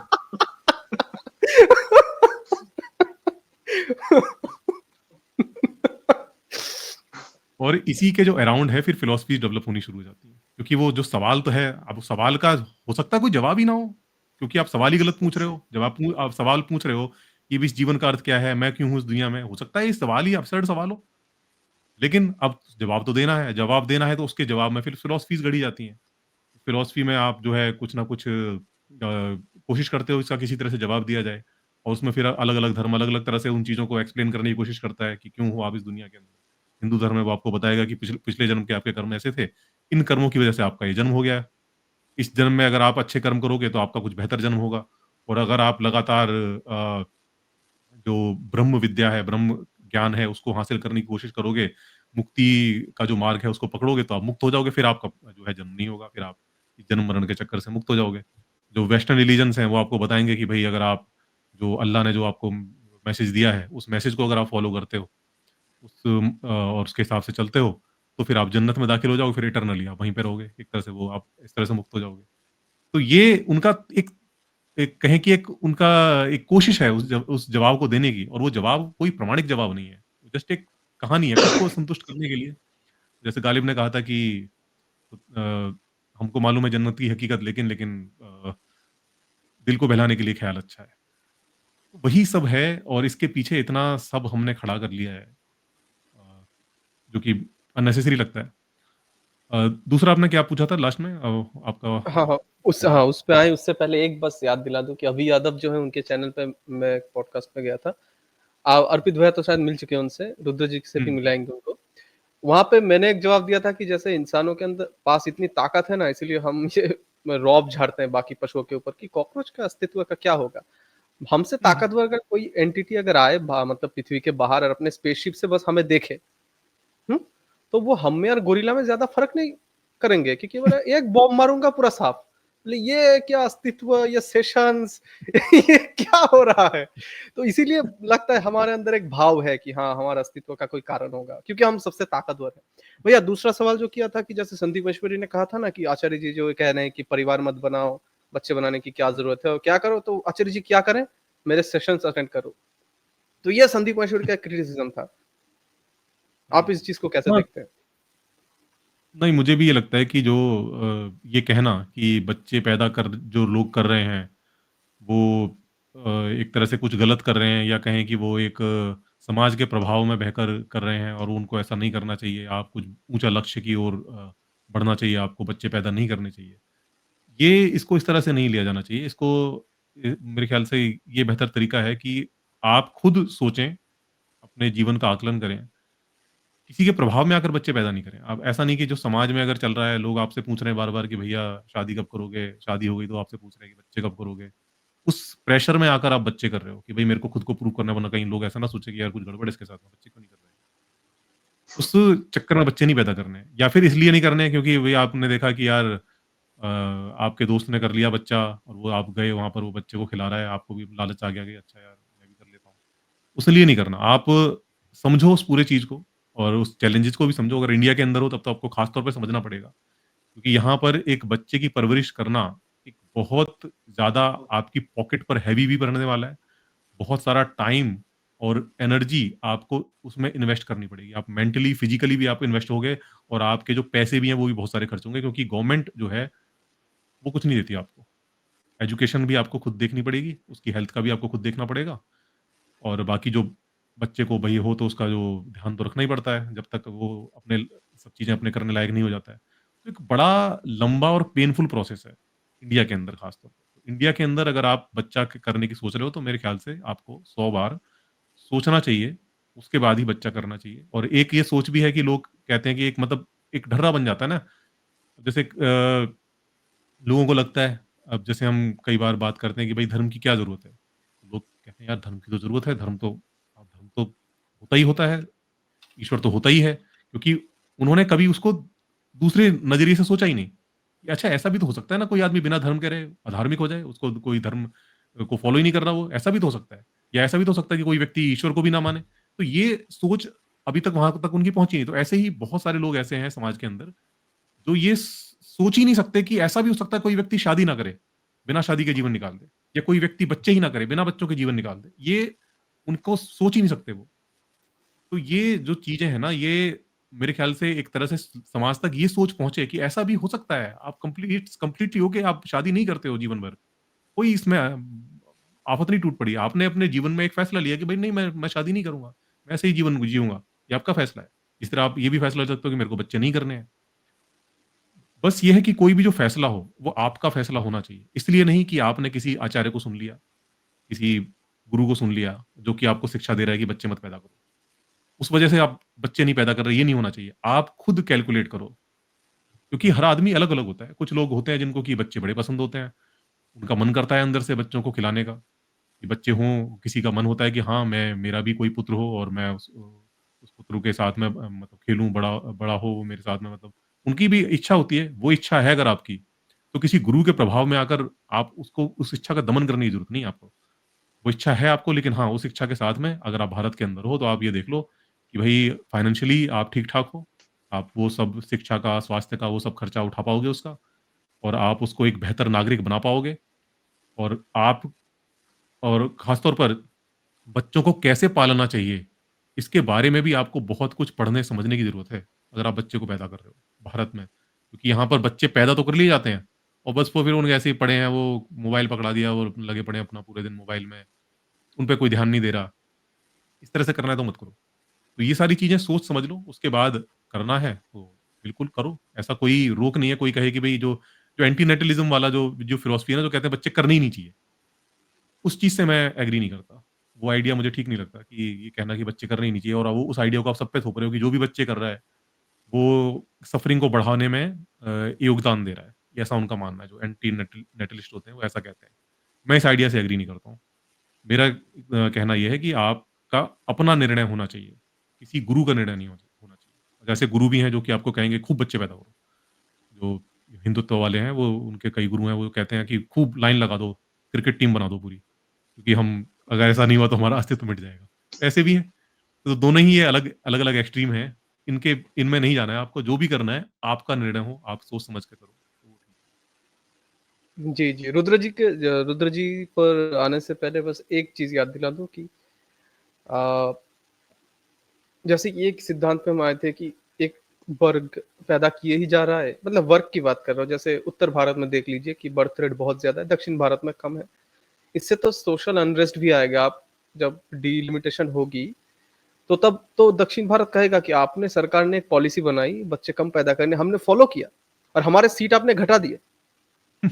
तो ऐसा ना हो कि सरकार एक पॉलिसी लाए, उसे फॉलो करने वाले पछताएँ और फॉलो ना करने वाले मज़े लें। यहाँ पे पश्चिम बंगाल ले लीजिए, उत्तर प्रदेश ले लीजिए, बिहार ले लीजिए, बहुत जनसंख्या बढ़ रही है। रुद्र जी, आप इस चीज़ को कैसे देखते हैं, जो कह रहे थे आचार्य जी कि बच्चे पैदा नहीं करने चाहिए, परिवार हो तो हो, ना तो ना हो, कैसे चलेगा? अगर हाँ, इससे एक चीज़ जोड़ जोड़ लीजिएगा कि एक प्रवाद जैसे है कि कैपिटलिज़्म अकेलेपन में ज़्यादा पनपता है, पूंजीवाद का। Okay, okay, it's loaded question. Okay, सबसे पहला मैं एक चीज़ कहना चाहूँगा, वो है ना, मुझे इसमें कोई मतलब इस बारे में कोई पॉइंट ऑफ व्यू नहीं है मेरा। आपको बच्चा पैदा करना है करो, नहीं करना है ना करो, ठीक है? मैं इसमें कोई राय नहीं देना चाहता किसी इंडिविजुअल को, because I think these are individual questions, not a collective one. Society, authorities, governments and leaders, they should not make decision in the behalf of any individual. Okay? अब जाके एक चीज़ आता है एक पर्सनल फिलॉसफी के बारे में।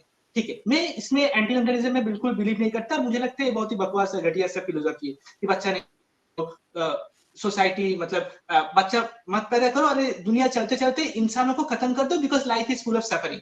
ठीक है, इस चीज में मैं लाइफ इज पेनफुल सफरिंग, तो अब बच्चा मत पैदा करो, क्योंकि अब बच्चा पैदा कर रहे हो तो उनका जो बेसिकली पॉइंट है, आप उस बच्चे का परमिशन नहीं ले रहे हो, वो दुनिया में आना चाहता है कि नहीं। ओके, और दूसरा जो कहते हैं कि एथिकली रॉन्ग है उनका पॉइंट ऑफ व्यू, जो कि मोरली रॉन्ग है। लेकिन मैं एक मोरलिस्ट नहीं हूँ, मैं मोरालिटी में ज्यादा बिलीव नहीं करता। ठीक है, जैसे एक बहुत ही क्लासिक लाइन है थॉमस मन का जर्मन बुक जो द मैजिक माउंटेन, उसके अंदर जहाँ पे जो हीरो है, जो हीरोइन है, वो कहता है the true moralist is the adventurer of the evil. True moralist वो नहीं है जो हमेशा अच्छा काम करता है, सही चीज करता है, आइडियल चीज करता है, बल्कि ट्रू मोरलिस्ट वो होता है जो इविल के अंदर, उसके जो डार्कनेस है, उसके अंदर एक एडवेंचर कर चुका है, जिसको देख चुका है। तो ये जो आइडिया है कि आपको एक आइडियल बनना, मतलब समझा नहीं ठीक से। मतलब यही है कि ये जो एक आइडियल पोजीशन है कि लाइफ में सफरिंग है, पेन है। एंटीनेटलिज्म का बेसिक प्रोपोजिशन 2-3 नहीं, प्रोपोजिशन नहीं, है। एक है वो वाला नहीं, बाद वाला कि मोरालिस्ट जो है वो हाँ, थॉमस मन का ऐसा कहना है कि true moralist is not someone who makes right decision, good decision, जो हमेशा अच्छा चीज करता है, वो एक्चुअल में ट्रू मोरलिस्ट नहीं है। जो डार्कनेस को, गलत चीज को, इविल को कभी देखा ही नहीं है, वो कभी ट्रू मोरलिस्ट नहीं बन सकता। अच्छा। समझ में आया? तो डार्कनेस, अगर आपने कभी हॉलोकास्ट या फिर जो मर्डर, किलिंग, रेप्स, ये सारी चीज के बारे में अगर आपको पता नहीं है तो आप अच्छा मोरलिस्ट नहीं हो। जैसे आप न्यूज़पेपर में या फिर जर्नलिस्ट जब डिस्क्राइब करते हैं न्यूज़पेपर में कि एक रेप इंसिडेंट हुआ है, तब बहुत सारा लोग ऐसा कहते हैं कि इस चीज को डिस्क्राइब नहीं करना चाहिए क्योंकि ये इतना घटिया से है, इतना घिनौना है कि उस चीज को पढ़ने में घिन आता है। ठीक है, तो वो डिस्क्राइब क्यों नहीं करना चाहिए? क्योंकि उनका लॉजिक है कि you are psychologically performing that, जब वो चीज को डिस्क्राइब कर रहे हो या फिर पढ़ रहे हो उस चीज को। ठीक है, लेकिन मेरा कहना है नहीं, ऐसा नहीं है। जो स्लैवहोज जीजेक का आर्गुमेंट है ये, वो कहते हैं कि ऐसा नहीं है, आप साइकोलॉजिकली उसे डिस्क्राइब मतलब उस चीज को परफॉर्म कर रहे हो, ये चीज ऐसा नहीं है। बल्कि आपका जो पीसफुल लाइफ है, आप जो हैप्पी लाइफ लीड कर रहे हो और वहां पर बैठ के बोल रहे हो कि मोरालिटी हम लोग को कैसा करना चाहिए, ये सही चीज है, हमको ये आइडियाल्स फॉलो करना चाहिए, your peaceful life, your happy life should be disturb. जब वो चीज को पढ़ते हो, उसको जानते हो, जो ईविल क्या होता है, जब बुरा होता है तो क्या होता है, जब वो चीज जानते हो आपका माइंड डिस्टर्ब हो जाता है, बौखला जाता है। और वो बहुत ही इंपॉर्टेंट है, उसके थ्रू ही आप एक नेक्स्ट लेवल पर ट्रांसफॉर्म हो सकते हो, अपने माइंड को ट्रांसफॉर्म कर सकते हो। वो shock value is very very important, वो शॉक वैल्यू के बिना नहीं हो सकता। इसीलिए, और इस चीज को हम लोग जोड़ सकते हैं थॉमस मैन को उस लाइन से, a true moralist is the adventurer of the evil. जो इविल के अंदर में, इविल का जो जोन है उसके अंदर एडवेंचर कर चुका है, वही ट्रू मोरलिस्ट बन सकता है। वो नहीं कि जो आइडियल्स बातें करता है कि हमको ये करना चाहिए, बच्चा नहीं पैदा करना चाहिए। नहीं, आपको देखना चाहिए बच्चे पैदा करना क्या होता है, लाइफ में सफरिंग क्या होता है, क्यों होता है, ये सारी चीज को देखने के थ्रू ही आप ट्रू मोरलिस्ट बन सकते हो। That is my point. अब एंटीनेटलिज्म का जो फिलोसफी है उसका एक पॉइंट मैं बताता हूँ, और एक दूसरा चीज बताता हूँ जो छूट गया है मेरे से, वो है कलेक्टिव डिल्यूशन के बारे में। एंटीनेटलिज्म का जो बेसिक पॉइंट है कि जिस बच्चे को दुनिया में हम लोग ला रहे हैं, उनके परमिशन नहीं ले रहे हैं, और दूसरा लाइफ में फुल सफरिंग है, लाइफ में कुछ पेन, सारी चीजें पेनफुल है, हमेशा कॉन्फ्लिक्ट है बचपन से ही, हमेशा टेंशन चलते रहता है, और हमारे बॉडी के अंदर हमेशा सेंसेशन होते रहता है, ये सारी चीज। तो उसको हम लोग कैसे खत्म कर सकते हैं? Through by not being. मतलब हम लोग जो एग्जिस्ट करते हैं, इस एग्जिस्टेंस को मिटाकर, लेकिन सुसाइड करके नहीं। हम लोगों ने एक बार एग्जिस्ट करके देख लिया है कि लाइफ में सफरिंग है, तो हम लोग अब एग्जिस्टेंस को मिटाएंगे, लेकिन सुसाइड करके नहीं, बल्कि नेचुरल प्रोसेस के थ्रू, जाने के थ्रू। ठीक है, ये है एंटीनेटलिज्म का बेसिक प्रोपोजिशन। मतलब ऊपर ऊपर से कहेंगे तो ये है मोटा मोटा बात। यहाँ पर जो प्रॉब्लम है एंटीनेटलिज्म का, वो है कि life is not full of suffering. मतलब life is full of suffering, लेकिन एंटीनेटलिज्म कह रहा है कि ये सफरिंग ही एब्सोल्यूट है, ये सफरिंग ही डिफाइंड है। ठीक है, और वो लोग हैप्पीनेस या फिर एक मीनिंग को ढूंढना चाह रहे हैं, जो मिल रहा है उनको डेथ के थ्रू या फिर खुद का एग्जिस्टेंस को मिटाने के थ्रू। यहाँ पर हम लोग कह सकते हैं कि suffering, pain, these are inevitable qualities of life, these are integral part of life। और उस सफरिंग और पेन को हम लोग मिटाने की कोशिश करने की वजह से, मतलब उसको बिना मिटाए या फिर उसके अंदर बिना रहे, हम लोग उसे जोड़ सकते हैं कोई एक सेंस ऑफ मीनिंग से, कोई एक वैल्यू से, जो उस आइदर हमको मीनिंगफुल सफरिंग मिल सकता है या फिर मीनिंगलेस सफरिंग मिल सकता है। तो उस सफरिंग को मीनिंग देने के बाद, जब मीनिंग को हम लोग अचीव करते हैं, उसके थ्रू जब रिफ्लेक्ट करेंगे, तो वो सफरिंग भी एक वैल्यूएबल सफरिंग बन जाएगा। तो हमको इस दुनिया को खुद को मिटाने की जरूरत नहीं है, एक मीनिंग ढूंढने के लिए या फिर एग्जिस्टेंस से कोई मीनिंग को छुड़ाने के लिए। और एक जो दूसरा पॉइंट मैंने पहले कहा था कि वो मीनिंग कहां से आएगा? एग्जिस्टेंशियल क्राइसिस से, जो गैप है, उस गैप से हम लोग कॉन्टिन्यूअसली मीनिंग को जनरेट करेंगे, rather than one singular idea से उस गैप को फिल अप करने की वजह से। कॉन्टिन्यूअस जनरेशन ऑफ मीनिंग, नया नया आइडियाज क्रिएट करने के थ्रू। लेकिन अगर कोई आइडिया को हम लोग फिक्स कर दिए, जैसे एंटीनेटलिज्म, एक मीनिंग हम लोगों ने इस गैप से क्रिएट किया, जो एग्जिस्टेंशियल गैप है, उसी से एंटीनेटलिज्म फिलोसफी आता है, सारे स्पिरिचुअलिटी, सारे फिलोसॉफिकल मॉडल वहां से आता है, एग्जिस्टेंशियल क्राइसिस से, एग्जिस्टेंशियल गैप से। तो वहां से एक फिलोसफी आया एंटीनेटलिज्म। लेकिन अगर हम लोग उसमें डूब गए या फिर उसको फॉलो कर लिए और उस गैप को फिल अप करने की कोशिश करते हैं उस फिलोसॉफी से, तो हम लोग वो चीज गलत कर रहे हैं, दोबारा से सेम प्रॉब्लम। बल्कि उसे छोड़ना होगा, नया पॉइंट को जनरेट करना होगा, नया डीपर इनसाइट को देखना होगा। We need to penetrate on the more deeper level of nature, more deeper level of existence. That is my criticism of antinatalism. अब आते हैं संदीप माहेश्वरी या फिर सदगुरु, या फिर सदगुरु को पता नहीं है, लेकिन आचार्य प्रशांत कभी कभी कहते हैं कि जो संदीप माहेश्वरी भी कहते हैं, जो आपने जो मेंशन किया, उनका एक इंटरव्यू या फिर पॉडकास्ट जो भी है, उनमें कह रहे थे कि बच्चा नहीं पैदा करना है या फिर सब करके क्या फायदा है। ठीक है, तो नहीं, संदीप माहेश्वरी ने ऐसा कुछ नहीं कहा, शायद बच्चे पैदा करने के बारे में उन्होंने कुछ कहा नहीं। ना, उन्होंने कहा था ना, आपने भी कहा कि उन्होंने कहा कि आप मेरे बात सुनो, फाइनल में आके अब करना क्या है कि मेरा प्रवचन सुनो। नहीं, संदीप माहेश्वरी ने कहा था कि आचार्य जी क्या कर रहे हैं कि बता रहे हैं कि परिवार मत बनाओ, बच्चा मत पैदा करो। अब आपकी उम्र कितनी हो गई है भाई? 40। परिवार तो आपका है नहीं, नया परिवार तो है नहीं, बच्चे पुराना परिवार आपको निकम्मा समझ रहा है क्योंकि आपने कुछ नहीं किया जिंदगी में, बस दर्शन के पीछे भागे आप, तो आचार्य जी करे क्या, मेरे प्रवचन सुनो, ये कहा था हाँ संदीप महेश्वरी ने आचार्य प्रशांत के बारे में। Okay okay okay, very interesting point है ये। यहाँ पर हम लोग देख सकते हैं बहुत ही एक फंडामेंटल चीज जो से हम लोग कह सकते हैं कि कॉलेक्टिव या फिर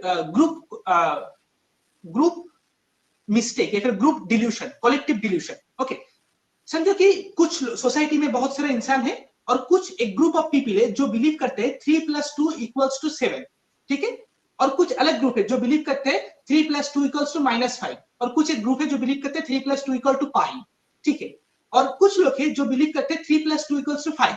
तो अलग अलग ग्रुप है, और उस ग्रुप के अंदर जब मैं कोई गलत चीज बोल रहा हूं जो सही नहीं है ऐसा चीज बोल रहा हूं, और आप भी उसी सेम एरर सेम मिस्टेक कर रहे हो, तो हम दोनों एक दूसरे को वेरीफाई कर सकते हैं। मैं चेक कर सकता हूँ, हाँ तू सही कह रहा है कि मैं भी ऐसा सोचता हूँ, और तुम भी कह सकते हो हाँ तू सही कह रहे है मैं भी ऐसा सोचता हूँ। हम दोनों एक दूसरे को वेरीफाई करने के थ्रू एक ग्रुप क्रिएट कर सकते हैं, जहां पर जिस ग्रुप के अंदर, जिस इको चेम्बर के अंदर हम लोग सोचने लग जाते हैं कि यही चीजें सही है, और बाकी सारा जो ग्रुप से बाकी सारा जो सोच है वो सब कुछ गलत है। जैसे 3+2=7 जो लोग जो ग्रुप में बिलीव करता है, अब दूसरा ग्रुप बिलीव करते हैं 3+7 3+2=-10, कोई दूसरा ग्रुप और कुछ चीज में बिलीव करता है, और सिमिलरली एक ग्रुप है जो कि 3+2=5 बिलीव करता है। लेकिन ये जो सच है सिर्फ इन्हीं लोगों को पता है कि ये चीज सच है और बाकी सारी चीज गलत है, लेकिन बाकी लोगों को भी लगता है कि वो लोग जो बिलीव करते हैं सिर्फ वही सच है और बाकी सारी चीज गलत है। तो ये जो क्योंकि वो इंटरेक्शन नहीं करते, हाँ क्योंकि इंटरेक्शन नहीं करते एक दूसरे के साथ। हाँ, तो सारे लोग एक डिल्यूशनल, एक ग्रुप डिल्यूशन में एग्जिस्ट करता है। लेकिन जो सही है, जो करेक्ट है, सारे आंसर्स में से एक ही आंसर सही है, 3+2=5। बाकी जितना भी एरर या फिर मिस्टेक या फिर जो गलत चीज, वो थाउजेंड्स ऑफ रुपीस हो सकते हैं, मतलब थाउजेंड्स ऑफ टाइप्स हो सकते हैं, अलग अलग टाइप का हो सकते हैं, बहुत सारे टाइप का एरर्स हो सकते हैं, आप मिस्टेक कितना भी चाहे कर सकते हो, लेकिन सही चीज सिर्फ एक ही है, 3+2=5। तो वो जो सही है, तो क्या संदीप जी ने ठीक कहा था? संदीप जी ने ठीक कहा था, बिल्कुल सही कहा था। आचार्य प्रशांत कैसे कभी नहीं कहना चाहिए कि आपको बच्चा पैदा नहीं करना चाहिए या फिर बच्चा पैदा करो, ये भी नहीं करना चाहिए, क्योंकि जब आप कोई सॉल्यूशन देते हो ना, वो बहुत प्रॉब्लमेटिक है। सॉल्यूशन मत देना है। अगर मैं आपको कहूं कि आप ऐसा करो या फिर ऐसा ना करो, तो प्रॉब्लमेटिक नहीं है। मैं क्यों कहूं कि आपको क्या करना चाहिए नहीं करना चाहिए? मैं ये चीज कह सकता हूं कि मैंने अपना जिंदगी का फिलोसफी ये है, और उसके बाद मेरे जिंदगी में ये चेंजेस आया है। मैं ये कभी नहीं कह सकता कि तुम्हें ये चीज करना सही है। ये कैसे हो सकता है? मैं कैसे जान सकता हूँ कि तुम्हारे लिए क्या सही है क्या गलत है? ये तो मतलब अभी हम लोग सोशल मॉडल पर भी डिस्कस नहीं कर रहे, पॉलिटिकल चीज पर डिस्कस नहीं कर रहे, इकोनॉमिक ग्रोथ पर डिस्कस नहीं कर रहे कि हम लोग अपना राय रखेंगे और कहेंगे कि हम लोगों को इस टाइप का मॉडल बनाना चाहिए। नहीं, हम लोग इंडिविजुअल लाइफ के बारे में डिस्कस कर रहे हैं, जहां पर एक इंडिविजुअलिटी का स्पेस देना होगा ना। मैं इस चीज में सख्त खिलाफ हूं कि अगर कोई इंसान पर्सनल मतलब डिसीजन मेकिंग जो है हमारा, उसमें कोई एक डायरेक्ट आंसर दे रहा है। हाँ, मैं ऐसे कह सकता हूँ कि हमारे माइंड के अंदर दो टाइप का थॉट्स होता है। एक थॉट्स है जो जिसे हम लोग कंट्रोल कर सकते हैं, और एक थॉट्स होता है जो ड्रिफ्ट होता है अनकॉन्शियसली, जिसे हम लोग कंट्रोल नहीं कर सकते। ठीक है, मैं ये चीज कहता हूँ, और उसके बाद आपको एक पिक्चर के बाद आपको ये पता चलता है कि हाँ मेरे अंदर तो ऐसा चीज है, तो एक अलग चीज है। लेकिन मैं अगर कहता हूँ तुम इस चीज के बारे में मत सोचना, ये सोचो ही मत, तो मैं डिसीजन ले रहा हूँ आपके बिहाफ पर, मैं आपको डायरेक्टली एक एडवाइस दे रहा हूँ जो गलत है। मैं ये कह सकता हूँ कि माइंड ऐसे ऐसे काम करता है, उसके बाद आपको क्या करना है आप कर सकते हो, लेकिन मैं ये नहीं कह सकता कि तुम यही चीज ही करो। ये सॉल्यूशन देना बहुत ही प्रॉब्लमेटिक चीज है। तो जो आचार्य प्रशांत जी ने जो कहा है, बच्चे पहले मत करो, मेरे प्रवचन सुनो, जो कि जरा सा परिवार भी मत बन, परिवार भी, शादी भी नहीं करो अगर इतना जरूरी नहीं समझा। हाँ, तो एक प्योरली कलेक्टिव डिल्यूशन है, प्योरली कलेक्टिव डिल्यूशन, इसके अलावा कुछ नहीं। कुछ इको चेंबर में ही एक चीज, आप बाहर जाओ, देखो दुनिया को समझो, अलग अलग फिलोसफीज को देखो, तो आपको समझ में आ जाएगा। ये सिर्फ एक कलेक्टिव डिल्यूशन के अलावा और कुछ नहीं है। That's my point. जी जी जी। और अगर आगे बढ़े तो जैसे एक और नीति, जैसे एक वीगनिज्म है, उसमें जब अभी ने भी मुझसे सवाल किया तो मैंने भी कुछ देर सोचा, तो वो पॉडकास्ट खत्म होने के बाद मैंने दोबारा सोचा, फिर एक जवाब मेरे अंदर आया कि उस पॉडकास्ट में तो मैंने जवाब दिया था, आचार्य जी भी वीगनिज्म को प्रमोट करते हैं, इस लिए बोल रहा हूँ कि वहां पे मैंने कहा था उस पॉडकास्ट में कि देखिए मैं उस चीज के खिलाफ हूँ कि कुछ पशुओं को एकदम कभी सूरज की रोशनी भी नसीब नहीं होती, एक बक्से में रख दिया जाता है, हाँ इस चीज के मैं खिलाफ हूँ। लेकिन मैं ये इंश्योर नहीं कर सकता कि एक गाय को, एक बकरे को, एक सुअर को हमने बहुत अच्छी तरह पाला, फिर आखिर में हम उसे काट क्यों खा रहे हैं, इस चीज को मैं इंश्योर नहीं कर सकता भाई, अब उसे क्या करे किसी प्राणी को। इतनी लग्ज़री नहीं है कि अब मैं उसे देख-देख के बड़ा करूँ कि अब इसे ठीक-ठाक बड़ा होना चाहिए, कोई इसे ना मारे, ना खाए, ठीक है? मैं ये चीज़ मैंने उस पॉडकास्ट में कही थी और दूसरी एक जो चीज़ मैंने खुद सोची थी उस पॉडकास्ट के बाद कि जैसे अर्पित भैया ने भी एक बार कहा था कि हम जी रहे हैं, यही तो एक बड़ा चैलेंज है बाकियों के लिए कि हम बाकियों के लिए सफ़रिंग ला रहे हैं। हम नहीं रहेंगे तो वो भी अच्छे रहेंगे। अगर शेर नहीं रहेगा तो हिरन तो अच्छा रहेगा ही ना। अब जो मैंने सोचा था उस पॉडकास्ट के बाद कि अ, जो क्या कहते हैं उसे उम, कि हाँ, ये चीज़ है कि सोच लीजिए कि रुद्र जी के जो पिता हैं, वो बहुत अमीर हैं। उन्होंने एक बड़ा हिस्सा अपनी संपत्ति का मरते वक़्त दान कर दिया, ठीक? तो मैं और अर्पित भैया क्या इस चीज़ की निंदा कभी कर सकते हैं कि उन्होंने गरीबों में पैसा दे दिया? कभी नहीं कर सकते। हाँ, पीठ पीछे कह सकते हैं शायद वो बेवकूफ़ थे, कह सकते हैं। पर ऐसे अच्छे काम को हम कभी निंदा नहीं कर सकते। ऐसा ही है कि जैसे वीगनिज़्म अगर कोई वीगन है, हम उसकी निंदा कभी नहीं कर सकते, हम प्रशंसा ही करेंगे कि हाँ, आप अच्छे आदमी हैं, आप पशुओं को पीड़ा नहीं देते, डायरेक्ट हो, इनडायरेक्ट हो। लेकिन जब बात खुद पे आती है कि अगर क्या मेरे पिता अगर 80% उनकी संपत्ति दान कर देते, तब क्या मैं खुश होता? ऐसे कोई व्यक्ति पृथ्वी में है क्या, जो खुद के पिता अगर 80% दान कर दे, तब बहुत अच्छा क्योंकि रुद्र जी ने किया तो उनके पिता का हम प्रशंसा ही करेंगे। ये चीज़ मुझे वीगनिज़्म में भी लगती है कि जो वीगन है, उनकी हमें प्रशंसा ही आएगी कि उनकी निंदा हम कैसे कर सकते हैं? लेकिन जब खुद पे आएगी तो ज़्यादातर लोग तो बोलेंगे ये तो वही बात हो गई ना कि अगर मेरे पिता सारी संपत्ति दान कर दें। तो भैया आपके क्या ख्याल है इसके ऊपर? मेरा भी देखो यही मानना है कि अगर मतलब मैं एग्ज़िस्ट करता हूँ, तो मैं सफ़रिंग मतलब मैं किसी को एक्सप्लॉइट नहीं करूँगा। बिना एक्सप्लॉइट किसी को करे हुए मैं अपना जीवन जी जाऊँगा। ये चीज़ कोई भी एश्योर नहीं कर सकता है।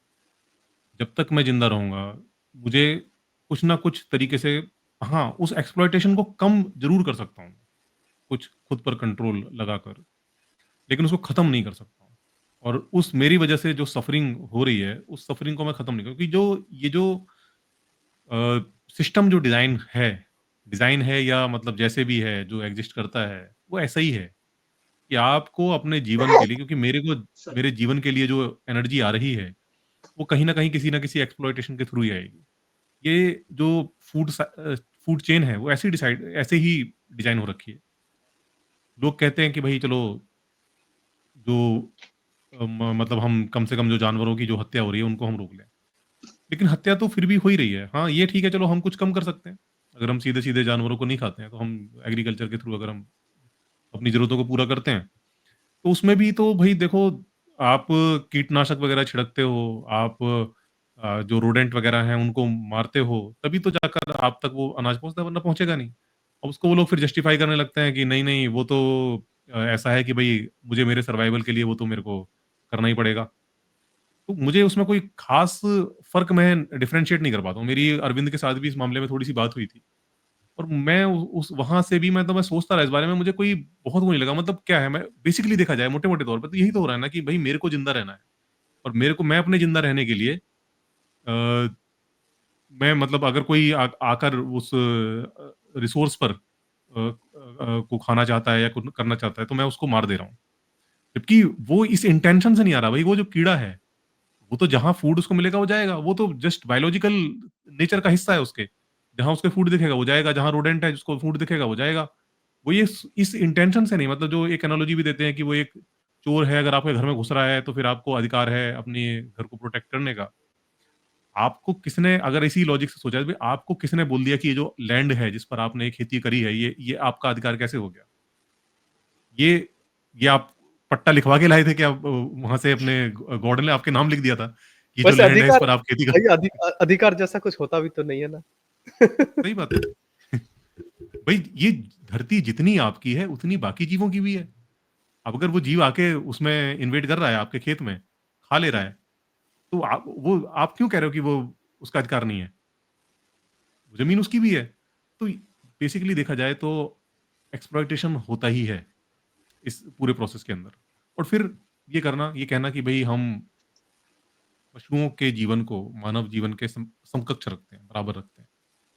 ये फिलॉसफी भी मुझे प्रॉब्लमैटिक लगती है। क्योंकि देखा जाए जो भी हमने मोरल वैल्यूज़ बनाई हैं, जो मोरल वैल्यूज़ एग्ज़िस्ट करती हैं, वो ह्यूमन सेंट्रिक हैं और उनके ह्यूमन सेंट्रिक होने का एक कारण है। वो कारण है सर्वाइवल। हमने जो जितनी भी मोरल वैल्यूज़ बनाई हैं, उसके पीछे जो निहित कारण है, वो सर्वाइवल है हमारा। कि हमारा सर्वाइवल कैसे सुनिश्चित हो और हमारा सर्वाइवल और कहें कि हम बेहतर से बेहतर तरीके से अपने जीवन को कैसे जी पाएँ।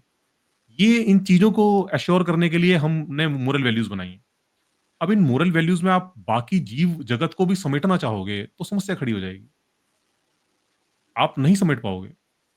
फिर बड़ा मतलब मुश्किल हो जाएगी आपके लिए। आप कहोगे कि अगर जिस तरह से इंसान की हत्या करने पर फांसी होती है, वैसे ही किसी पशु की हत्या करने पर फांसी हो, ये बड़ी समस्या है। फिर आप मतलब आप एक तरह से जब खेती कर रहे हो, तो आप हत्या तो कर ही रहे हो, आप रोडेंट मार रहे हो, आप कीड़े मार रहे हो।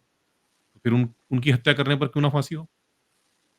बराबर कर और फिर जब आप वो करते हो, एनिमल टेस्टिंग करते हो, क्या ये कोई भी इस चीज़ को स्वीकार कर सकता है कि जो इसका विरोध कोई नहीं कर सकता। मतलब आप कहो ना कि भई हम पशुओं पे टेस्टिंग नहीं करेंगे। आप किसी इंसान के बच्चे को दे दोगे टेस्टिंग के लिए? खुद सोचो, दिमाग से सोच के देखो। इंसान का छोटा-सा बच्चा है, 1 साल का, 2 महीने का, आप उसे दे दो कि इस पर टेस्टिंग कर लो जी। कोई नहीं राज़ी होगा। तो बेसिकली हम ये मानते ही हैं, आप कोई कोई इसको कुछ भी बोले, ये हम मानकर ही चलते हैं कि हम श्रेष्ठ हैं। ये हमारी जो कहें कि एक मोरल फिलॉसफी का हिस्सा है कि हम महत्वपूर्ण हैं, जिसको हम मानवता कहते हैं। उस मानवता के केंद्र में ये है कि हम महत्वपूर्ण हैं। उसी के इर्द-गिर्द ये पूरा ताना-बाना बुना गया है। तो और ह्यूमैनिटी उस हुँ, हाँ, उस सवाल का भी जवाब दीजिएगा कि क्या आखिर में क्या सही चीज़ पे पहुँचा था मैं कि जो बाकी लोग जब दान करें, तो हम उसकी निंदा कभी नहीं कर सकते, पर अपने पिता अगर 100% दान कर दे पूरी संपत्ति, तब तो हम रास्ते में आ जाएँगे ना। तो वीगनिज़्म भी ऐसे ही है ना कि जो वीगन है उसकी हम निंदा कर नहीं सकते, अच्छा काम कर रहे हैं वो। पर हुँ, इतना त्याग क्या संभव है सबसे? सही बात है। ये सभी के लिए भी नहीं है, मैं मतलब कहता हूँ देखो, हर इंसान का अपना शरीर होता है, हर हर कोई अपने जेनेटिक्स के साथ में पैदा होता है। और कुछ ये भी है कि मतलब मतलब कहें कि मतलब जिस तरह से आप पलते-बढ़ते हो, किस कुछ फूड के साथ आपकी बॉडी एडजस्ट हो जाती है और उसको खाने पे आपको कोई ऐसी दिक्कत नहीं होती है। अब सडनली कोई कहे कि भई आप एक दूसरी तरह के फूड पर शिफ्ट हो जाओ, हो सकता है कुछ लोग हो सकते हो, कुछ लोग हो भी जाते हैं और उनका जो बॉडी है उस फूड के हिसाब से धीरे-धीरे करके एडजस्ट हो जाती है और वो शायद काम चलाने लायक उनका मतलब जीवन का काम चल जाए इतना वो कर लेते हैं। लेकिन एक तो ये है कि क्या सिर्फ़ काम चलाना है? क्या सिर्फ़ ज़िंदा रहना है या एक हेल्दी रहना है, स्वस्थ रहना है? ये भी एक सवाल आता है। और दूसरा ये कि बहुत सारे लोग हैं, हो सकता है कुछ लोग स्वस्थ भी रह सकते हैं क्योंकि हम देखते हैं कुछ एथलीट्स वगैरह हैं जो कि वीगन हैं और वो ठीक-ठाक अच्छा कर रहे हैं वो। लेकिन उसमें देखो ना कि वो उनका पूरा जो जीवन है वो उसी चीज़ के लिए इन्वेस्टेड है। उनका एक डायटीशियन है, उनके वो जो जिस तरह की डाइट वो फ़ॉलो करते हैं, वो हर कोई नहीं कर सकता है। एक आम आदमी जो कि 10 घंटे जो है 10 घंटे की जॉब करता है, 1-2 घंटे उसको आने-जाने में लगते हैं ऑफ़िस में और उसके बाद उसको अपने परिवार को भी समय देना है। कैसे कर लेगा ये सब? वो बड़ा मुश्किल है करना।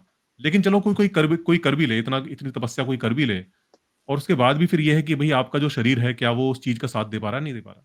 और ये पर्सन टू पर्सन डिपेंड करता है। कोई ये कहे कि भई मेरा तो देखो मैं इतने सालों से वीगन हूँ और देखो मेरे को तो कोई दिक्कत नहीं है। हो सकता है बिल्कुल आपका जो शरीर है वो साथ दे रहा है उस चीज़ में। लेकिन वो जो चीज़ है जो आपके साथ हुई, आप सब पर अप्लाई नहीं कर सकते कि आप चूँकि उस चीज़ को फ़ॉलो कर पा रहे हो, तो सारे फ़ॉलो कर पाएँगे और सारे उसी तरह से हेल्दी रह पाएँगे जिस तरह से आप हेल्दी रह पा रहे हो। ऐसा नहीं होता है। और ये चीज़ मतलब प्रूवन है, मतलब ऐसा नहीं है कि हर किसी का जो न्यूट्रिशन का जो एब्ज़ॉर्प्शन का जो रेट है, वो वेरी करता है। ऐसा नहीं होता जितना कोई व्यक्ति जितना मैं जो खाना खाता हूँ उससे मैं जितने न्यूट्रिशन अब्ज़ॉर्ब कर लेता हूँ, उतना कोई दूसरा भी कर सकता है। हर किसी का अपना-अपना जो है डाइजेशन का सिस्टम है।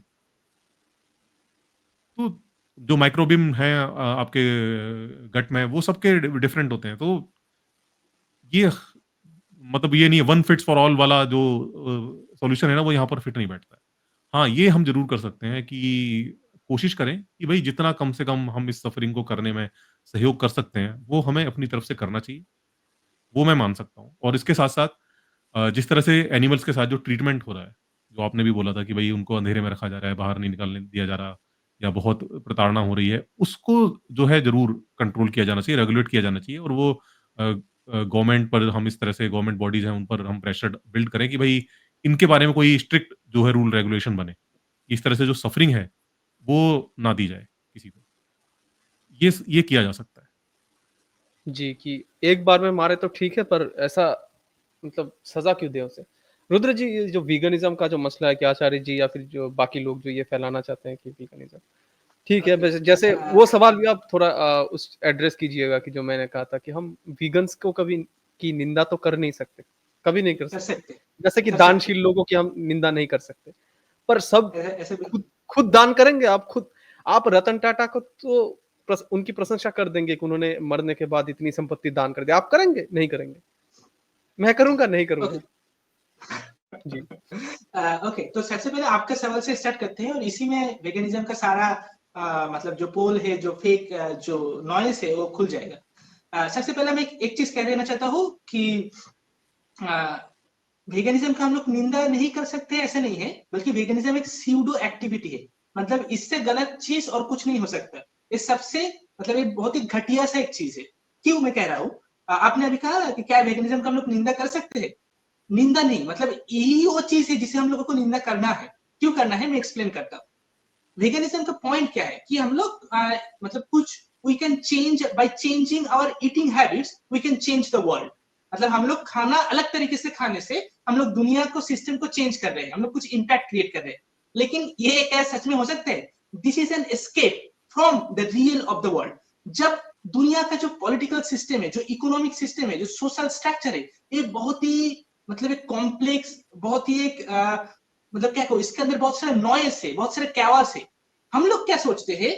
उस कैवास से, उस नॉइस से बचने के लिए, और हमारा मोरल रिस्पॉन्सिबिलिटी होता है कि उसमें इंटरवेन करना, उसे चेंज लाना, उसको ट्रांसफॉर्म करना, उसके अंदर कुछ इंपैक्ट क्रिएट करना। लेकिन हम लोग वो चीज नहीं कर सकते। हम लोग उससे डर लगता है हम लोगों को। लेकिन उस डर को छुपाने के लिए हम लोग कहते हैं कि I am doing my part of the task. मैं तो खुद वेगन हूं ना, तो मैं सिस्टम में इंक्लूड नहीं हूँ। नहीं, मैं नहीं, तो नहीं, खुद नहीं, अपना काम कर रहा हूँ। एक मिनट, एक यहाँ पे जो शिवम नंदी जो है, जो एक वॉइस ऑफ वीगन्स चैनल के जो करता है वो, उनसे एक पॉडकास्ट हुआ मेरा कि वहाँ पे उन्होंने ये बताया कि ये पॉइंट मुझे सही लगा, इसलिए आपको भी बताना चाहूँगा कि उन्होंने कहा था कि वीगनिज़्म कभी जो जो शोषक होते हैं, उनके बारे में नहीं है, जो शोषित होते हैं, उनके बारे में है। मतलब मैं वीगन होके कुछ मेरे अंदर कुछ नहीं आएगा। उस जानवर के ऊपर पीड़ा कम हो रही है, बस इतना। जी, ओके, जी, अब ये जो बताइए। आइडिया है ना, जी, मेरे अंदर कोई पीड़ा नहीं आएगा, जानवर के ऊपर पीड़ा कम आएगा। ठीक है, ये तो पॉइंट है। ये क्या है? मोरल पॉइंट है। तो मोरालिटी हाँ। है ना, एथिक्स है हुँ। ना। हाँ, तो ये जो मोरल पॉइंट्स है, there are two different kinds of violence in the society, in the world. एक होता है सिस्टमेटिक वायलेंस और एक होता है क्या, फिजिकल वायलेंस। सिस्टमेटिक वायलेंस मतलब क्या? समझो कि कोई एक सिस्टम है, जैसे नीट एग्जाम का जो एग्जाम हुआ था ना, नीट एग्जाम का जो क्वेश्चन पेपर लीक हो गए थे, वो एक सिस्टमेटिक वायलेंस है। ओके, अब अगर अब कोई प्रोटेस्ट कर रहा है, आप उन लोगों को जेल भेज दे रहे हो, सिस्टमेटिक वायलेंस है। अरे लेकिन कोर्ट जब की कोई बात कर दीजिए, कोर्ट की बात कर दीजिए, इतना क्यों घूमे? कोर्ट एक सिस्टमैटिक वायलेंस है हमारे प्रति। नहीं नहीं, कोर्ट एक सिस्टमेटिक वायलेंस नहीं है, मैं ऐसा नहीं कर रहा हूँ। मतलब वो यहाँ पे प्रोसेस भारत में प्रोसेस यहाँ पे कोर्ट के जो सिस्टमेटिक वायलेंस मतलब जब इंस्टीट्यूशंस कोई पॉलिसी बनाता है, कोई डिसीजंस लेता है, जो सोशल स्ट्रक्चर है, उस स्ट्रक्चर के अंदर ही वायलेंस इंटीग्रेटेड है। जैसे आप मोबाइल फोन में देखते हो कि नया ऐप इंस्टॉल करने पर आपका जो डेटा है उसे शेयर करना होगा, आपका गैलरी में जो फोटोस है। ठीक है, तो आप डेटा क्यों शेयर करें? आपका प्राइवेसी। तो हम लोग इस चीज को वायलेंस नहीं समझते। लेकिन हुँ। वो जो डेटा है जब किसी जगह पे एक्यूमुलेट हो रहा है, उसी को बाद में एज ए प्रोडक्ट, आपका आइडेंटिटी को, आपके बिहेवियर को एज ए प्रोडक्ट सेल किया जाएगा। और उस सेलिंग पॉइंट से आपके अंदर नया पैटर्न इंस्टॉल किया जाएगा। जो प्रोडक्ट आप खरीदना नहीं चाहते हो, बार बार उस एड को दिखाकर आपके अंदर एक नया पैटर्न क्रिएट किया जाएगा, एक नया क्रेविंग इंस्टॉल किया जाएगा। तो एक सिस्टमेटिक वायलेंस है जो उस सिस्टम के अंदर ही इंटीग्रेटेड है, जो जिसे हम लोगों को वेरीफाई, जिसे हम लोगों को लगता है कि नॉर्मल है, मतलब सही है, ठीक है, मतलब क्या है, इससे कुछ फर्क नहीं पड़ता है। ठीक है। लेकिन जो प्रैक्टिकल वायलेंस होता है वो क्या होता है? किसी प्राणी को हत्या करना, किसी को मारना, रेप, मर्डर, क्राइम, ये सारी चीज। हम लोग तब जाके कुछ चीज करने की कोशिश करते हैं जब कोई इंसान का डेथ हो रहा है, कोई एनिमल का डेथ हो रहा है, तब जाके हम लोग सोचते हैं कि एक्चुअल वायलेंस यहाँ पर हो रहा है, जो फिजिकल वायलेंस है। लेकिन नहीं, एक्चुअल वायलेंस सिस्टमेटिक वायलेंस है। जो सोसाइटल जो ऑर्डर है, जो स्ट्रक्चर है, ये एक्चुअल वायलेंस है, और वहां पर हमारा कुछ रिस्पॉन्सिबिलिटीज है। उस रिस्पॉन्सिबिलिटी से बचने के लिए हम लोग ऐसे एक मोरल वैल्यूज बनाते हैं कि मैं तो उस प्राणी का अच्छा करने के लिए मतलब नहीं खा रहा हूँ, मतलब उसे नहीं खा रहा हूँ, या फिर उसे लाइफ देने के लिए। वेजिटेबल्स जो खाते हो उसका लाइफ है कि नहीं? Without violence life is impossible, ठीक है, without violence life is absolutely impossible, कोई जगह ही नहीं लाइफ का। और सिर्फ ये चीज नहीं कि inside the life, inside the existence, without violence life is existence, नहीं, but the very beginning of existence as a symptom in itself is a violence। मतलब जो बिग बैंग हुआ था वो एक फॉर्म ऑफ वायलेंस था, वो एक डिस्टर्बेंस था। उससे पहले जो सिचुएशन था, एक प्राइमोर्डियल जो वननेस था, जो हम लोगों ने पहले वीडियो पर डिस्कस किया था, वो एक स्टेबल ऑर्डर था, एक स्टेबल सिचुएशन था। to that create something to this happening is in itself violence। और आपका लाइफ जब आप जन्म लेते हो वहां पर भी वायलेंस है, आपका जन्म ही नहीं हो सकता वायलेंस के बिना। और आप जो खाना खाते हो, आप सोचते हो कि ईटिंग हैबिट को थोड़ा सा चेंज करके मैं मोरली करेक्ट बन रहा हूँ, मैं उस प्राणी को अच्छा फील करा रहा हूँ, उसका लाइफ सेव कर रहा हूँ। नहीं, आप उसका लाइफ सेव नहीं करा रहे हो। आप जो सोशल पॉलिटिकल जो सिस्टमेटिक जो रिस्पॉन्सिबिलिटी है आपका, जो बहुत ही कॉम्प्लेक्स है, जो बहुत ही पॉलिटिकल जो कॉम्प्लेक्सिटी है, उससे भागने के लिए आप एक ऐसा मोरल कवरिंग क्रिएट कर रहे हो जिस कवर के अंदर आप खुद को छुपा रहे हो, वो है वेगनिज्म, ठीक है। एक्चुअल ट्रू करेक्ट ट्रू जो चेंज हम लोगों को लाना है, वो ईटिंग हैबिट को चेंज करके हम लोग नहीं ला सकते। हम लोग actual socio political economic system के अंदर इंटरवेन करना होगा, वहां पे जाके कुछ चीज करना होगा, तभी जाके हम लोग एक्चुअल चेंज ला सकते हैं। और without violence that is not possible. Change is also another form of violence. मतलब हम लोग एक स्टेट से, मतलब एक सिचुएशन से दूसरे सिचुएशन में चेंज लाने के लिए आपका बॉडी बहुत ही लेजी है, आप कुछ काम नहीं करते, पूरा दिन पड़े रहते हो। आप जिम में जाओगे, एक्सरसाइज करोगे, तो एक वायलेंस है, एक फॉर्म ऑफ वायलेंस है, एक अलग टाइप का फॉर्म है वायलेंस का। इस वायलेंस के थ्रू ही आप चेंज ला सकते हो। तो ये जो वायलेंस है सोसाइटल जो स्ट्रक्चर में जो वायलेंस हो रहा है, जो सिस्टमेटिक वायलेंस हो रहा है, इंस्टीट्यूशंस के थ्रू वायलेंस हो रहा है, जो एनिमल को एज ए प्रोडक्ट क्रिएट किया जा रहा है सोसाइटी में।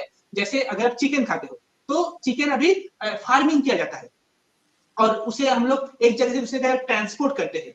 They are not anymore animal. They are not sentient being or life form. They are a product in a capitalist society. Nothing more than that. और हम लोग सोचते हैं कि मैं उस एनिमल को बिना खाए मैं एक मोरल एक्टिविटी कर रहा हूँ। नहीं, आपको सिस्टम को चेंज करना पड़ेगा। आपको वो जो प्रोडक्ट क्रिएट हो रहा है सोसाइटी में, सोशल जो ऑर्डर है, जो इंस्टीट्यूशन है, बड़ा बड़ा कंपनी से जो बिलियंस ऑफ डॉलर इन्वेस्ट कर रहा है, उसका जो ट्रांसपोर्टेशन हो रहा है, मार्केट में डिस्ट्रीब्यूट हो रहा है, आपको वहां पर जाके इंटरवेन करके चेंज लाना होगा। खुद का हैबिट पैटर्न को चेंज करके बच नहीं सकते सिस्टम से। आप उस वायलेंस से, आप उस वायलेंस को कॉन्फ्रंट करने में डरते हो। नहीं, एक मिनट वो शुभम जी ने ये कहा था कि अगर आप मार्केट में डिमांड कम कर देंगे तो सप्लाई भी अपने आप कम होगी ही होगी। नहीं, ऐसा मार्केट में डिमांड क्रिएट किया जाता है। आपको लगता है ऐसा से? स्टीव जॉब्स का लेक्चर देख लीजिए थोड़ा सा। आपको क्या चाहिए वो चीज मैं आपको नहीं बेचूंगा, मेरा जो मर्जी है मैं खुद आपको बेचूंगा और आपको पता भी नहीं चलेगा। That is market now today. Okay, तो मार्केट में डिमांड कर देंगे तो डिमांड क्रिएट हो जाएगा, ठीक है। Market does not work like मतलब 18th सेंचुरी की तरह वर्क नहीं करता है मार्केट, ठीक है। अब एक ऐसा कंपनी है, मैं आपको बताऊंगा तो आपको शर्म आ जाएगी। सेकेंड हैंड पैंटीज का कंपनी है, आपको पता है? जो पैंट अंडरवेयर होता है ना, अंडरगारमेंट्स हम लोग पहनते हैं, तो एक ऐसा कंपनी है जो $1 बिलियन कंपनी है, जो दूसरे इंसान का अंडरगारमेंट्स को सेल करते हैं। क्यों? क्योंकि कुछ इंसान को ऐसा लगता है कि इसमें एक एडवेंचर है, एक मजा है, ठीक है। तो उस मार्केट गैप को लोगों ने देखा और सेल करना स्टार्ट कर दी, और वो बहुत ही मतलब they are making lots of profit. मैं इस कंपनी के एग्जैक्ट नाम तो भी भूल गया हूं, लेकिन और एंटरप्रेन्योर्स क्या कहेंगे, मार्केट जो लोग काम करते हैं लोग क्या कहेंगे, this is a new problem, we have to solve the problem. आप कोई प्रोडक्ट सेल मत करो, प्रॉब्लम सॉल्व करो मार्केट का। सी द मार्केट गैप, एक मार्केट गैप है, लोगों को चाहिए और हम लोगों को देना है, ठीक है। तो market is trying to always create perversion. आपका जो परवर्टेड डिजायर है उसको हमेशा सेटिस्फाई करने की कोशिश करेगा।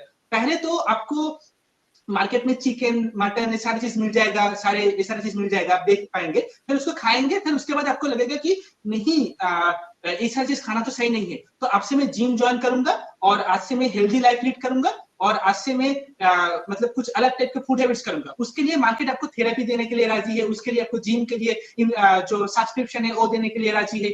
मतलब मार्केट एक तरह से आपको एक्सप्लॉइट करेगा और दूसरी तरफ से आपको जो गिल्ट फीलिंग्स होगा उसको कवर अप करने के लिए भी आपको रिसोर्सेज देता रहेगा। जैसे आप स्टारबक्स का जो मतलब जो कॉफी होता है, अगर वो लेते हो तो वहां पे लगता है कि कुछ पैसे हम लोग डोनेट कर रहे हैं कुछ अफ्रीकन लोगों को जो मतलब बहुत प्रॉब्लमेटिक सिचुएशन में है। तो हम लोग जब वो खरीदते हैं तो हम लोग को लगता है we are doing some moral act. हम लोग कोई दूसरा कंपनी से कुछ बिना खरीदे स्टारबक्स से खरीदेंगे तो कुछ पैसे तो डोनेट हो रहा है। नहीं, इससे क्या कोई चेंज होता है? सच में कोई चेंज पॉसिबल है इस डोनेशन से? आपको सिस्टम में चेंज लाना होगा, आपको स्ट्रक्चरल सिस्टमेटिक चेंज लाना होगा। मैं एक लाइन कह देता हूँ, कुछ लोग ऐसा सोचते हैं कि I admire vegans but I distrust their moralism. they want to change the world by eating differently, but I want to change the world so that the eating itself no longer an ethical problem. जो हम लोग सोचते हैं कि दुनिया को change कर सकते हैं, मोरालिटी को हम लोग इंप्रूव कर सकते हैं by changing the eating habit, लेकिन इसमें मैं बिलीव नहीं करता, बल्कि मैं इसमें बिलीव करता हूँ कि एक ऐसा दुनिया जहां पर eating itself is not a moral problem, is not a questionable thing, ऐसा दुनिया चाहिए। उसके लिए सिस्टम में चेंज करना होगा। तो वेगनिज्म एक स्यूडो एक्टिविटी है, एक स्यूडो साइंटिफिक प्रैक्टिस है। हम लोगों को लगता है कि हम लोग कुछ अच्छा कर रहे हैं, एक फेक फीलिंग्स क्रिएट करते हैं। हमारा जो गिल्ट है, सोसाइटी जो रिस्पॉन्सिबिलिटी है हमारा ऊपर सिस्टम को चेंज करने का, उससे बचने के लिए एक फेक फीलिंग्स क्रिएट करना होगा, उस गिल्ट से बचना होगा। उसके लिए इस टाइप का जो मोरल वैल्यूज हम लोग क्रिएट करते हैं, वेगनिज्म और कुछ डोनेशन वगैरह कर दिया, इससे कुछ नहीं होता सोसाइटी में चेंज। आपको जी, एक्चुअल और सिस्टम में चेंज करना हाँ, और वो सोल्यूशन शायद सिंथेटिक मीट है जो आए तो सब ठीक हो जाएगा। वो भी क्या कहते हैं, परचेजिंग पावर के अंदर सिंथेटिक मीट लाइए, हम भी खाएंगे, एक ही स्वाद हो, तो मुझे भी किसी जानवर की हत्या नहीं करनी, किसी को क्या क्योंकि दिक्कत है? अपने अल्टीमेटली जो vegetables- सॉल्यूशन है ना, पसंद नापसंद की बात नहीं है, हम विस्तार में कभी तो चर्चा कर लेंगे। मैं- पसंद नापसंद मैं नहीं, ये दूस- ऐसे व्यक्ति मैं भी नहीं हूँ, अर्पित भैया भी नहीं है कि कुछ पसंद मैं नहीं है भाई से हटाया जाए। मुझे पता है, ठीक है, आपको मैं नहीं बोल रहा हूँ, मतलब इस आर्गुमेंट दिया जा सकता है ना, कोई दूसरे इंसान कोई व्यूअर दे सकते हैं। हम लोग दूसरे तरीके से सोचते हैं, eating in itself is a pre condition of the death. हमारा जो डेथ है ना, उसका प्री कंडीशन तो ईटिंग है। तो हम लोग जब खा रहे हैं तो we are doing violence to ourself, isn't that true? That's it. Okay, अब नेक्स्ट खबर पे हाँ, तो हाँ, वायलेंस बस के बिना खाना पॉसिबल नहीं है। वायलेंस के बिना आप एग्जिस्ट नहीं कर सकते। ये जो metaphysical fantasy of ideal morality है ना, जो मेटाफिजिकल फैंटेसी है कि एक वायलेंस फ्री सिस्टम या फिर एक वायलेंस फ्री लाइफ, ऐसा एग्जिस्ट नहीं करता कोई भी चीज। ओके, आपको बिल्कुल इसका ऑपोजिट करना चाहिए। You have to perform a violence. आपको सिस्टमेटिक जो वायलेंस हो रहा है उसके अगेंस्ट में कोई एक चेंज लाने की कोशिश करना होगा, और उस चेंज लाने के दौरान आपको वायलेंस करना होगा। जो एग्जिस्टिंग वायलेंस है, जो मीनिंगलेस वायलेंस है, उसके अगेंस्ट में। ओके, तो veganism is purely pseudo practice, ये बिल्कुल फॉल्स चीज है। हाँ, शायद सिंथेटिक मीट से सोल्यूशन निकल जाए। वहीं से निकलेगा। अल्टीमेटली जो सॉल्यूशंस है ना, जितना भी जो हमें दिख रहा है, उसका सॉल्यूशन साइंस से ही निकलने वाला है। अपनी हैबिट्स चेंज करके कोई बहुत मेजर फ़र्क हम शायद नहीं ला पाएँगे, और उसकी वजह है कि या फिर मतलब पूरा ही हमें जो विकास का जो पहिया है, उसको हमें रोकना पड़ेगा या उल्टी दिशा में चलाना पड़ेगा। तब कोई मेजर चेंज आ सकता है, और मुझे लगता है कि इसके लिए कोई भी राज़ी नहीं होगा। कौन चाहेगा कि हम दोबारा वापस से मिडेवल पीरियड में चले जाएँ? हम जाके जंगलों में रहना शुरू कर दें, झोपड़ी बना के रहना शुरू कर दें, कोई भी नहीं मानेगा। और इवन जो ये जो एक्टिविस्ट्स हैं, ये खुद कितना कार्बन एमिशन करते हैं। इनके जो सेमिनार्स होते हैं, कितने एसी चलते हैं वहाँ पर। खुद एसी गाड़ी से चलते हैं। तो मैं लास्ट दो अ, पॉइंट कहना चाहूंगा इस टॉपिक पर, क्योंकि इसमें बहुत सारा डिस्कस होता है यूट्यूब पर, मैंने देखा भी है, और लोग न जाने क्या क्या कहते रहते हैं, मतलब बिल्कुल घटिया सा चीज लॉजिक देते रहते हैं। लास्ट में थोड़ा सा टाइम लूंगा। एक है डिस्प्लेसमेंट ऑफ वैल्यूज, और दूसरा है एस्केप फ्रॉम द रियल। जो लाइफ है ना, वो वायलेंस के बिना पॉसिबल नहीं है। एक ऐसा चीज, कुछ एक ऐसा क्राइसिस, वो जो एग्जिस्टेंशियल क्राइसिस का हम लोग पहले बात कर रहे थे, उसी की तरह एक चीज है वायलेंस। वो भी एक एग्जिस्टेंशियल क्राइसिस में आता है कि violence at the very part of our life. इस चीज को कॉन्फ्रंट करे बिना, इसका सामने आए बिना हम लोग उसे एस्केप करने की कोशिश करते हैं, और वो जो एस्केपिंग का जो पाथ है वो है वेगनिज्म। लेकिन एक्चुअल हम लोग तभी जाके ट्रांसफॉर्मेशन ला सकते हैं जब उसे एस्केप नहीं करेंगे, बल्कि उसे कॉन्फ्रंट करेंगे, उसके सामने खड़े रहेंगे, उसे देखेंगे, तब जाके। So veganism is kind of an like return from the real of the system. जो सिस्टम है हमारा सिविलाइजेशन का, इसका जो रियल है, इसका जो वायलेंस, इसका जो सेंटर है, वो एक हॉलो की तरह है। एक ऐसा रियल जो एक वॉइड की तरह, जिसका सामना करने में हम लोगों को डर लगता है, और वो सामने उस सिस्टम से डरते हैं, उसका जो सेंटर पॉइंट है, उसका जो वायलेंस है, उससे डरते हैं। इसीलिए हम लोग एक शॉर्टकट निकलने की कोशिश करते हैं, दैट इज वेगनिज्म। दूसरा पॉइंट है डिस्प्लेसमेंट ऑफ वैल्यूज। हम लोग जब नींद के अंदर सपना देखते हैं ना, तो सपने के अंदर आपको दिखाई देगा कि बहुत ही बिजार सा चीज आता है, बहुत ही, मतलब उसका कोई मीनिंग नहीं है, कुछ उटपटांग सा चीज होता रहता है, एक कैओटिक चीज होता है। सिगमंड फ्रॉइड अपना book the interpretation of dreams में ऐसा मेंशन करते हैं कि ड्रीम्स के अंदर अगर आप सोचने लग जाओगे तो ड्रीम जो पिक्चर्स है, नींद से वापस आ जाने के बाद जब आप वेकिंग स्टेट में आ गए, तब देखोगे तो जो पिक्चर्स है ना, उस पिक्चर्स के अंदर कुछ फ्रैगमेंट्स है, कुछ ऐसा चीज है जो पहले आपके लाइफ में से रिलेटेड है। कुछ चीज, सिचुएशन आपसे हुआ था, या फिर 5 साल पहले, या फिर पिछले दिन, या फिर 2-3 दिन पहले, तो आप सोचने लग जाओगे, तब जाके आपको वो चीज याद आएगा। उसे कहा जाता है कि लैटेंट ड्रीम थॉट। और ड्रीम्स में जो देखते हैं, वो होता है कि manifest dream content. Manifest dream content मतलब जो हम लोग देख रहे हैं एक्चुअल पिक्चर वो, और लैटेंट ड्रीम थॉट मतलब उसे सोचने के बाद हम लोगों को पता चलता है कि अलग अलग चीज है लाइफ का, जो सिचुएशन मतलब तालमेल नहीं खाने वाला, जो अलग अलग चीजें एक साथ मिक्स होके एक विकार जैसे एक परवर्शन क्रिएट करके एक पिक्चर के फॉर्म में क्रिएट हुआ है। यहाँ पर फ्रॉइड कहते हैं कि ये जो प्रोसेस है उसके अंदर सबसे इंपॉर्टेंट चीज है ये जो चेंज होना लैटेंट ड्रीम थॉट से मैनिफेस्ट ड्रीम कंटेंट में। यहाँ पर जो है वो displacement of values. Displacement of values मतलब क्या? आप ऑफिस गए, आपका बॉस आपको बहुत ह्यूमिलिएट किया, डिसरेस्पेक्ट किया कि ये काम अभी तक तुमने नहीं किया, ये चीज नहीं हुआ, तुम कैसा इंसान हो, तुम्हें तो ऑफिस से निकाल दूंगा। आपको बहुत गुस्सा आया, लेकिन आप बॉस को कुछ कह नहीं सकते, कुछ कहेंगे तो आपको निकाल देगा ऑफिस से। अब गुस्से को अपने अंदर मतलब छुपा के रखते हो, आप अपना शक्तियां खूबियां छुपा के रखते हो। फिर आप घर जाते हो, अपना वाइफ को बोलते हो एक कप चाय दो, चाय दिया, फिर अच्छा नहीं लगा, आप पूरा जो गुस्सा है आप अपने वाइफ के ऊपर दिखा देते हो। अरे तुम क्या एक चाय भी नहीं बना सकते, सही से कुछ काम नहीं कर सकते, एक चाय भी मांगा तो इसलिए दिन सारा दिन काम करने के बाद। तो क्या हुआ, वो जो एंगर था, वो जो साइकिक चार्जेस था, एनर्जी था, वो बॉस के डायरेक्शन में था, लेकिन उसको सप्रेस करने के बाद वो नया डायरेक्शन में आ गया। इसे कहते हैं कि डिस्प्लेसमेंट ऑफ वैल्यूज या फिर डिस्प्लेसमेंट ऑफ साइकिक चार्जेस। तो हमारा जो साइकिक चार्जेस है वो हम लोग डिस्प्लेस कर रहे हैं, मोरल एथिकल जो हमारा ह्यूमन रिस्पॉन्सिबिलिटीज है उसको डिस्प्लेस करके हम लोगों को लगता है कि ईटिंग हैबिट्स में हम लोग उसे डिस्प्लेस कर रहे हैं। सिस्टमेटिक जो वायलेंस है उसे जब हम लोग कॉन्फ्रंट करने की कोशिश करते हैं तो उसको जब देखते हैं तो हम लोगों को बहुत बुरा लगता है, गिल्ट फीलिंग्स होता है। उस फीलिंग्स को हम लोग डिस्प्लेस करने की कोशिश करते हैं बाई ईटिंग डिफरेंटली। हम लोगों को लगता है ये चीज करने से सही हो रहा है, लेकिन वो सिर्फ एक फॉर्म ऑफ डिस्प्लेसमेंट है, वो एक्चुअल चीज को कॉन्फ्रंट करने से भागना है और कुछ नहीं। तो वेगनिज्म का हम लोग बुरी तरीके से निंदा कर सकते हैं श्यामल जी। जी, जी। अगर आखिर में बस एक सॉल्यूशन पे अगर ऐसा कुछ चीज़ हो, अगर ऐसा कुछ सॉल्यूशन नाम का अगर आना चाहे कि जो आचार्य प्रशांत जो कर रहे हैं, जैसे काम निंदनीय नहीं है, अच्छा काम कर रहे हैं कि जैसे पिछले एपिसोड के आखिर में मैंने बताया था कि वो बहुत सारी चीज़ों को अच्छी तरीके से दिखा रहे हैं कि जैसे कहा कि फेमिनिज़्म के खिलाफ बोलने की हिम्मत किसमें है अभी? जैसे 200 साल पहले धर्म के खिलाफ बोलने की हिम्मत किसमें थी? ठीक है? तो फेमिनिज़्म के खिलाफ बोल रहे थे वो एक सेमिनार में कि एक लड़की को सीधा-सीधा उन्होंने बता दिया कि आपने आईफ़ोन खरीदा है, पापा के प पैसे से खरीदा है। आपके खुद के पैसे से आईफ़ोन खरीदने की आपकी क्षमता थी? नहीं थी। आपको पापा से पैसे लेके आईफ़ोन भी खरीदना है और पापा को ये भी आपको मनवाना है कि आपको शॉर्ट्स पहनने या जो भी पहनने। आप खुद काम कीजिए, खरीदिए, जो कुछ पहनिए। ऐसा ही तो होता है।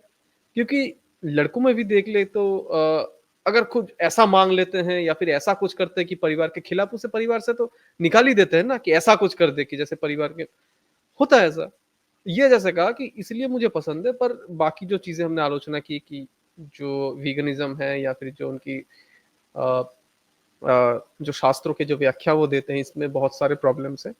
तो आखिर में एक सॉल्यूशन के मतलब क्या कैसे आए कि ये जो काम कर रहे हैं वो रोक देना चाहिए या फिर कैसे हम हाइपोथेटिकल सिचुएशन लेते हैं कि कैसे वो अगर कभी वो चेंज होने की सोचे, तो कैसा कर दें तो ठीक-ठाक है। बस शास्त्रों को बोल देना कि ये कचरा है, ये तो एक पॉइंट ज़रूर होगा।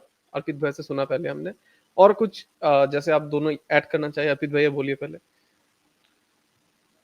मैं जो वो कर रहे हैं ना, उसको मैं पूरी तरह से गलत नहीं कहता हूँ। वो ज़रूरत भी लगती है कभी-कभी आज के टाइम में। हम देखते हैं कि अभी जैसे हम वीगनिज़्म की बात कर रहे थे, तो देखो सफ़रिंग तो है और मतलब बहुत एक्सप्लॉइटेशन है जानवरों का, और एक्सप्लॉइटेशन भी मतलब ऐसा है कि उसमें क्रूरता है काफ़ी ज़्यादा, कि एक जो गाय है वो पूरे टाइम एक एक ही खूँटे पे बंधी हुई है, उसको कहीं घुमाने नहीं ले जाया जा रहा और वहाँ पर सूरज की रोशनी भी नहीं आ रही है।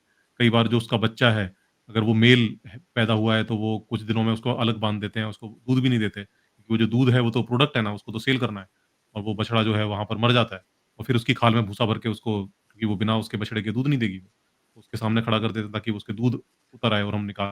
तो इस तरह की जो बहुत क्रूरताएँ हैं, और ऐसे ही हम देखें पोल्ट्री में कि वो जो मुर्गियाँ हैं, उनके जो छोटे-छोटे बच्चे होते हैं, उनकी जो चोंच है उनको छोटे में ही उसको काट दिया जाता है, या वो एक मशीन होती है उसमें बर्न कर देते हैं ताकि वो एक-दूसरे को चोंच मार के घायल ना कर दें। उनकी जो बीक होती है उसको फ्लैट कर देते हैं। और उसके बाद वो पूरे ज़िंदगी वो एक बहुत छोटी-सी जगह में, एक दड़बे में जो है बिताते हैं। वहीं पर जो है वो पोटी वगैरह करते हैं, उसी जगह में रहते हैं।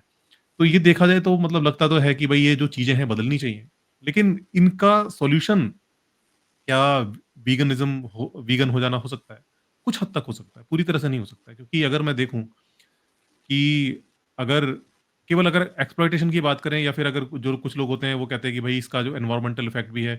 तो अगर एनवायरमेंटल इफ़ेक्ट की अगर मैं बात करूँ ना, तो उसमें मुझे दिखता है कि जो योगदान है एग्रीकल्चर का टोटल जो कार्बन एमिशन है, उसमें मेरे ख्याल से शायद 10-12% के अराउंड है, इतना इतना ही है। बाकी फिर इंडस्ट्रियल एमिशंस हैं, फिर हाउसहोल्ड एमिशंस हैं और उसके बाद आपका जो व्हीकलर एमिशन है। तो ये जो सारे हैं, ये सब बहुत बड़े-बड़े चंक में जो है एमिशन है, जो कि पैदा करते हैं और जो मैं एग्रीकल्चरल एमिशन की बात कर रहा हूँ ना, उसी के अंदर शामिल है जो फार्मिंग के थ्रू, जो एनिमल फार्मिंग के थ्रू जो एमिशन हो रहा है, वो उसी के अंदर शामिल है। उसी 10-12% के अंदर ही आता है।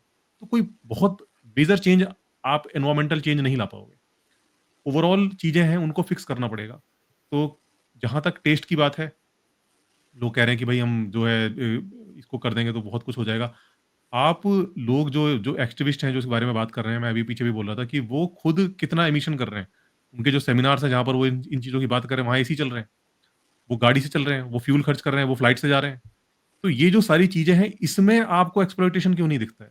यहाँ भी तो एक्सप्लॉइटेशन है। जब आप एसी चला रहे हो और भारत जैसे देश के अंदर, जहाँ पर की जो बिजली बनती है, वो ज़्यादातर कोयले से बन रही है। कोयला कहाँ से आता है?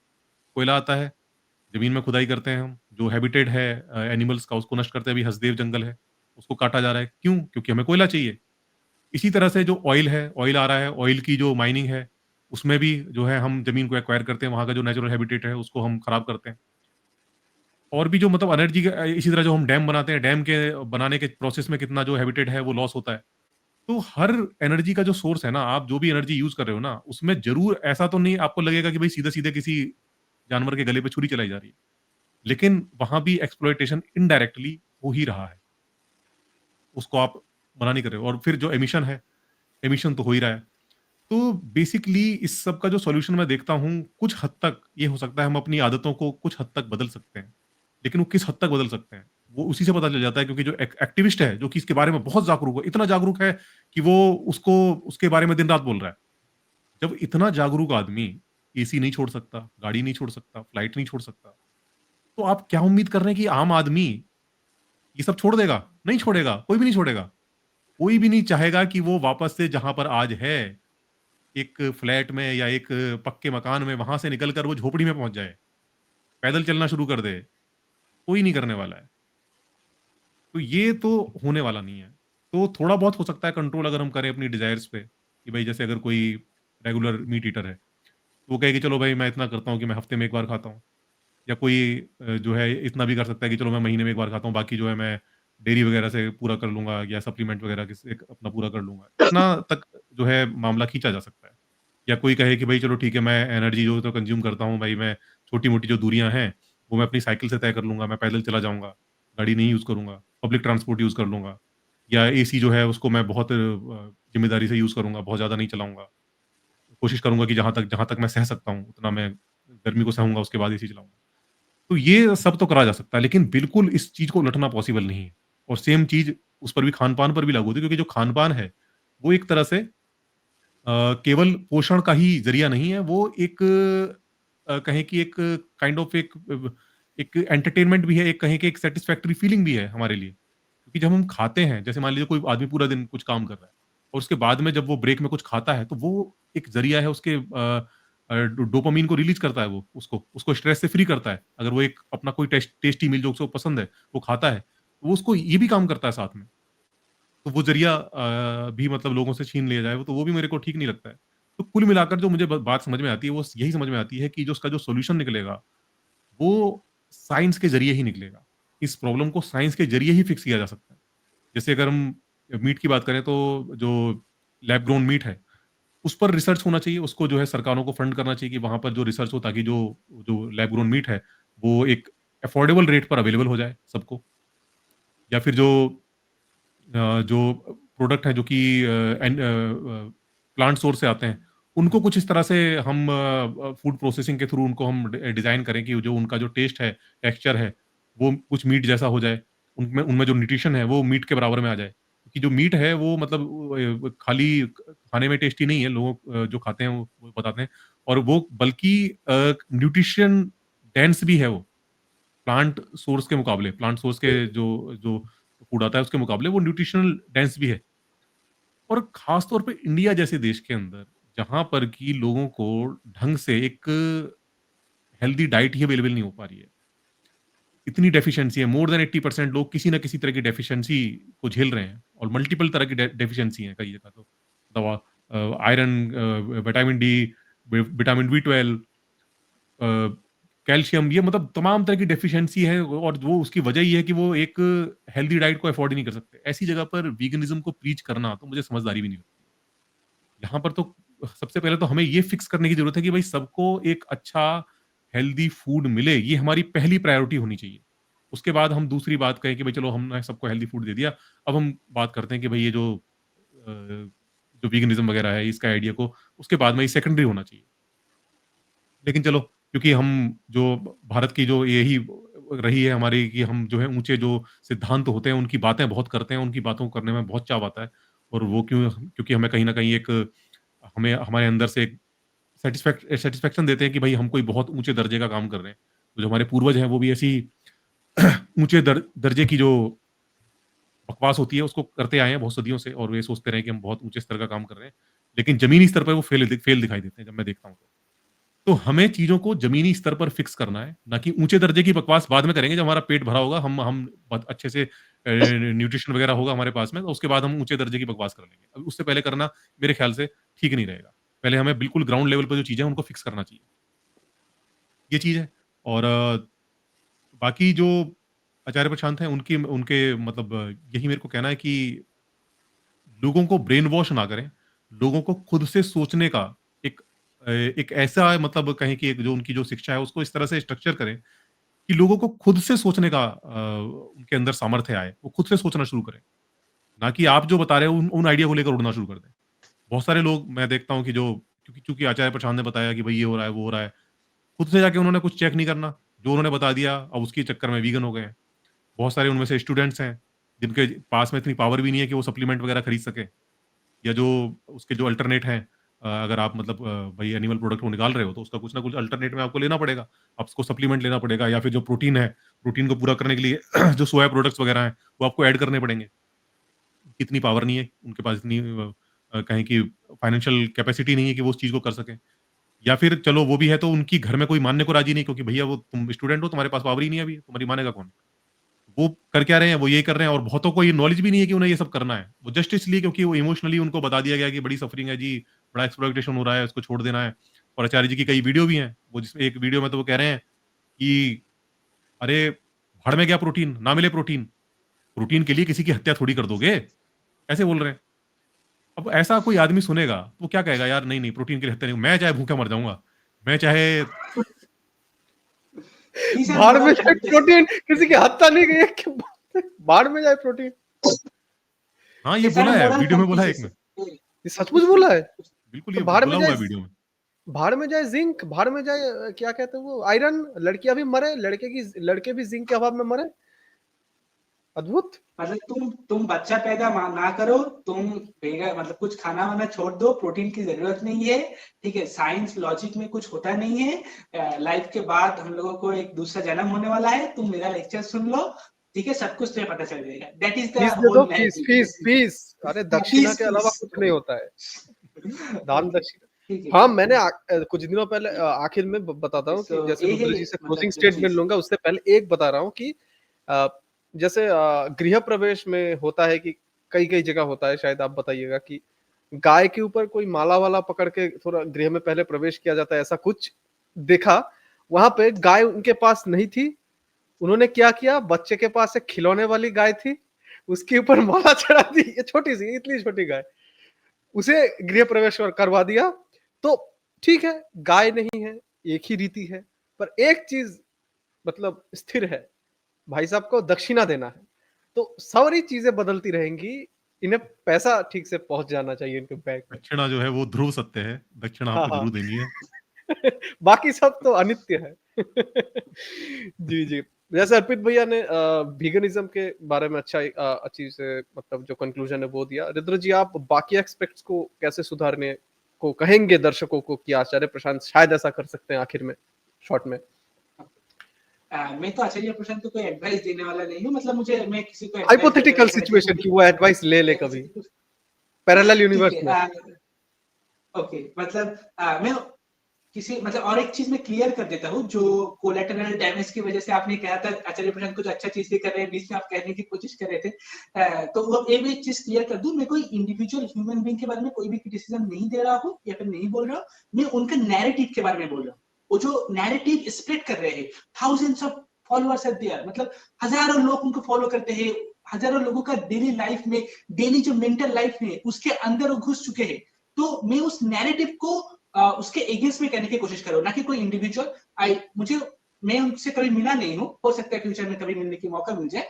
मैं कोई किसी इंडिविजुअल के अगेंस्ट में नहीं बोल रहा हूँ, ठीक है। तो जो आचार्य प्रशांत का फैन, चलो नीचे कमेंट्स में एक गाली गलौज करने मत आ जाना, मैं उनके नैरेटिव्स के बारे में बोल रहा हूँ, उनके नैरेटिव का लॉजिकलिटी, जो एसेंस, जो स्ट्रक्चर है, उसके अगेंस्ट में बोल रहा हूँ। वो नैरेटिव आचार्य, जैसे मैंने बहुत सारे जनरलाइज जो चीज है उनका क्रिटिसिज्म दिया है, यहाँ पे आचार्य प्रशांत करें, मैंने पहले कह दिया था जो एक जनरल चीज है, जो संदीप माहेश्वरी, सदगुरु, इन लोगों के अंदर भी है। ओके, तो एक पॉइंट है। और हाँ, अगर कोई मतलब कोई भी चीज कहना है कंक्लूजन के लिए, जो एडवाइस नहीं है, बल्कि मैं ये कहूंगा, जैसे अर्पित जी ने कहा है कि हम लोग कोई अगर सॉल्यूशन आए तो साइंस से आ सकता है। मैं यहाँ से थोड़ा सा डिसएग्री करता हूँ अर्पित जी से। मुझे लगता है कि if there is truly any change, any solution, तो साइंस से नहीं, बल्कि वो एक सिस्टमेटिक चेंज, मतलब जो कल्चरल पॉलिटिकल जो सिस्टम है, जो स्ट्रक्चर है, सोशल ऑर्डर है, उससे चेंज आएगा। क्योंकि टेक्नोलॉजिकल चेंज को अगर कल्चर मतलब उसे नेगेटिव तरीके से यूज कर सकता है, अगर इंस्टीट्यूशंस अगर सही तरीके से ना हो, पॉलिटिकल चेंज के थ्रू चेंज आएगा। चेंज इकोनॉमिक्स के थ्रू या फिर साइंटिफिक या फिर टेक्नोलॉजी के थ्रू नहीं आएगा, स्पिरिचुअलिटी के थ्रू नहीं आएगा, थ्रू फंडामेंटल पॉलिटिकल चेंज। जो पॉलिटिक्स इज ए फील्ड जिसके ऊपर सारी चीज एग्जिस्ट करता है। पॉलिटिक्स डिसीजंस लेता है, या फिर मंदिर बनेगा या फिर मस्जिद बनेगा। तुम अपना जो मेडिटेशन टेक्निक है वो सिखा सकते हो, दूसरे इंसान को नहीं सिखा सकते हो। पॉलिटिक्स से डिसीजंस लेता है। तो रिलीजियस, एक स्पिरिचुअल, पॉलिटिक्स, लाइफ, जिंदगी, सोसाइटी, इसके सब सारे चीज से परे है, ऐसा नहीं है। Spirituality is very part of that political system. Spirituality in itself is also the subset of that political field. Okay, तो मुझे लगता है कि वो पॉलिटिकल जो सिस्टम्स है उनके थ्रू चेंज हम लोग ला सकते हैं। दैट इज, अगर हमको कोई सीरियस ट्रांसफॉर्मेटिव चेंज लाना है तो दैट्स माय कंक्लूजन। तो अगर अच्छा, ये क्वेश्चन अगर कभी उनको लगे ये चीज सही है, तो सिस्टमेटिक चेंज के बारे में बात करना चाहिए, अदर देन कोई metaphysical fantasy, metaphysical morality, veganism और कोई भी बुलशिट चीज। That's it. जी, जी, बहुत अच्छे मैसेज के साथ ये खत्म कर सकते हैं। चर्चाएँ तो चलती रहेंगी और बताइएगा कमेंट्स में आलोचना कैसी रही। कंस्ट्रक्टिव क्रिटिसिज्म दे, ये हम चाहते हैं। फालतू की चीज़ें ना लिखे कि बस ये कोई मतलब उसके भी कोई लॉजिक नहीं, प्रूफ नहीं, तो ठीक है। फिर से मिलेंगे और आज के लिए बस इतना ही। धन्यवाद। Thank you so much to all of you. Arpit ji, अगर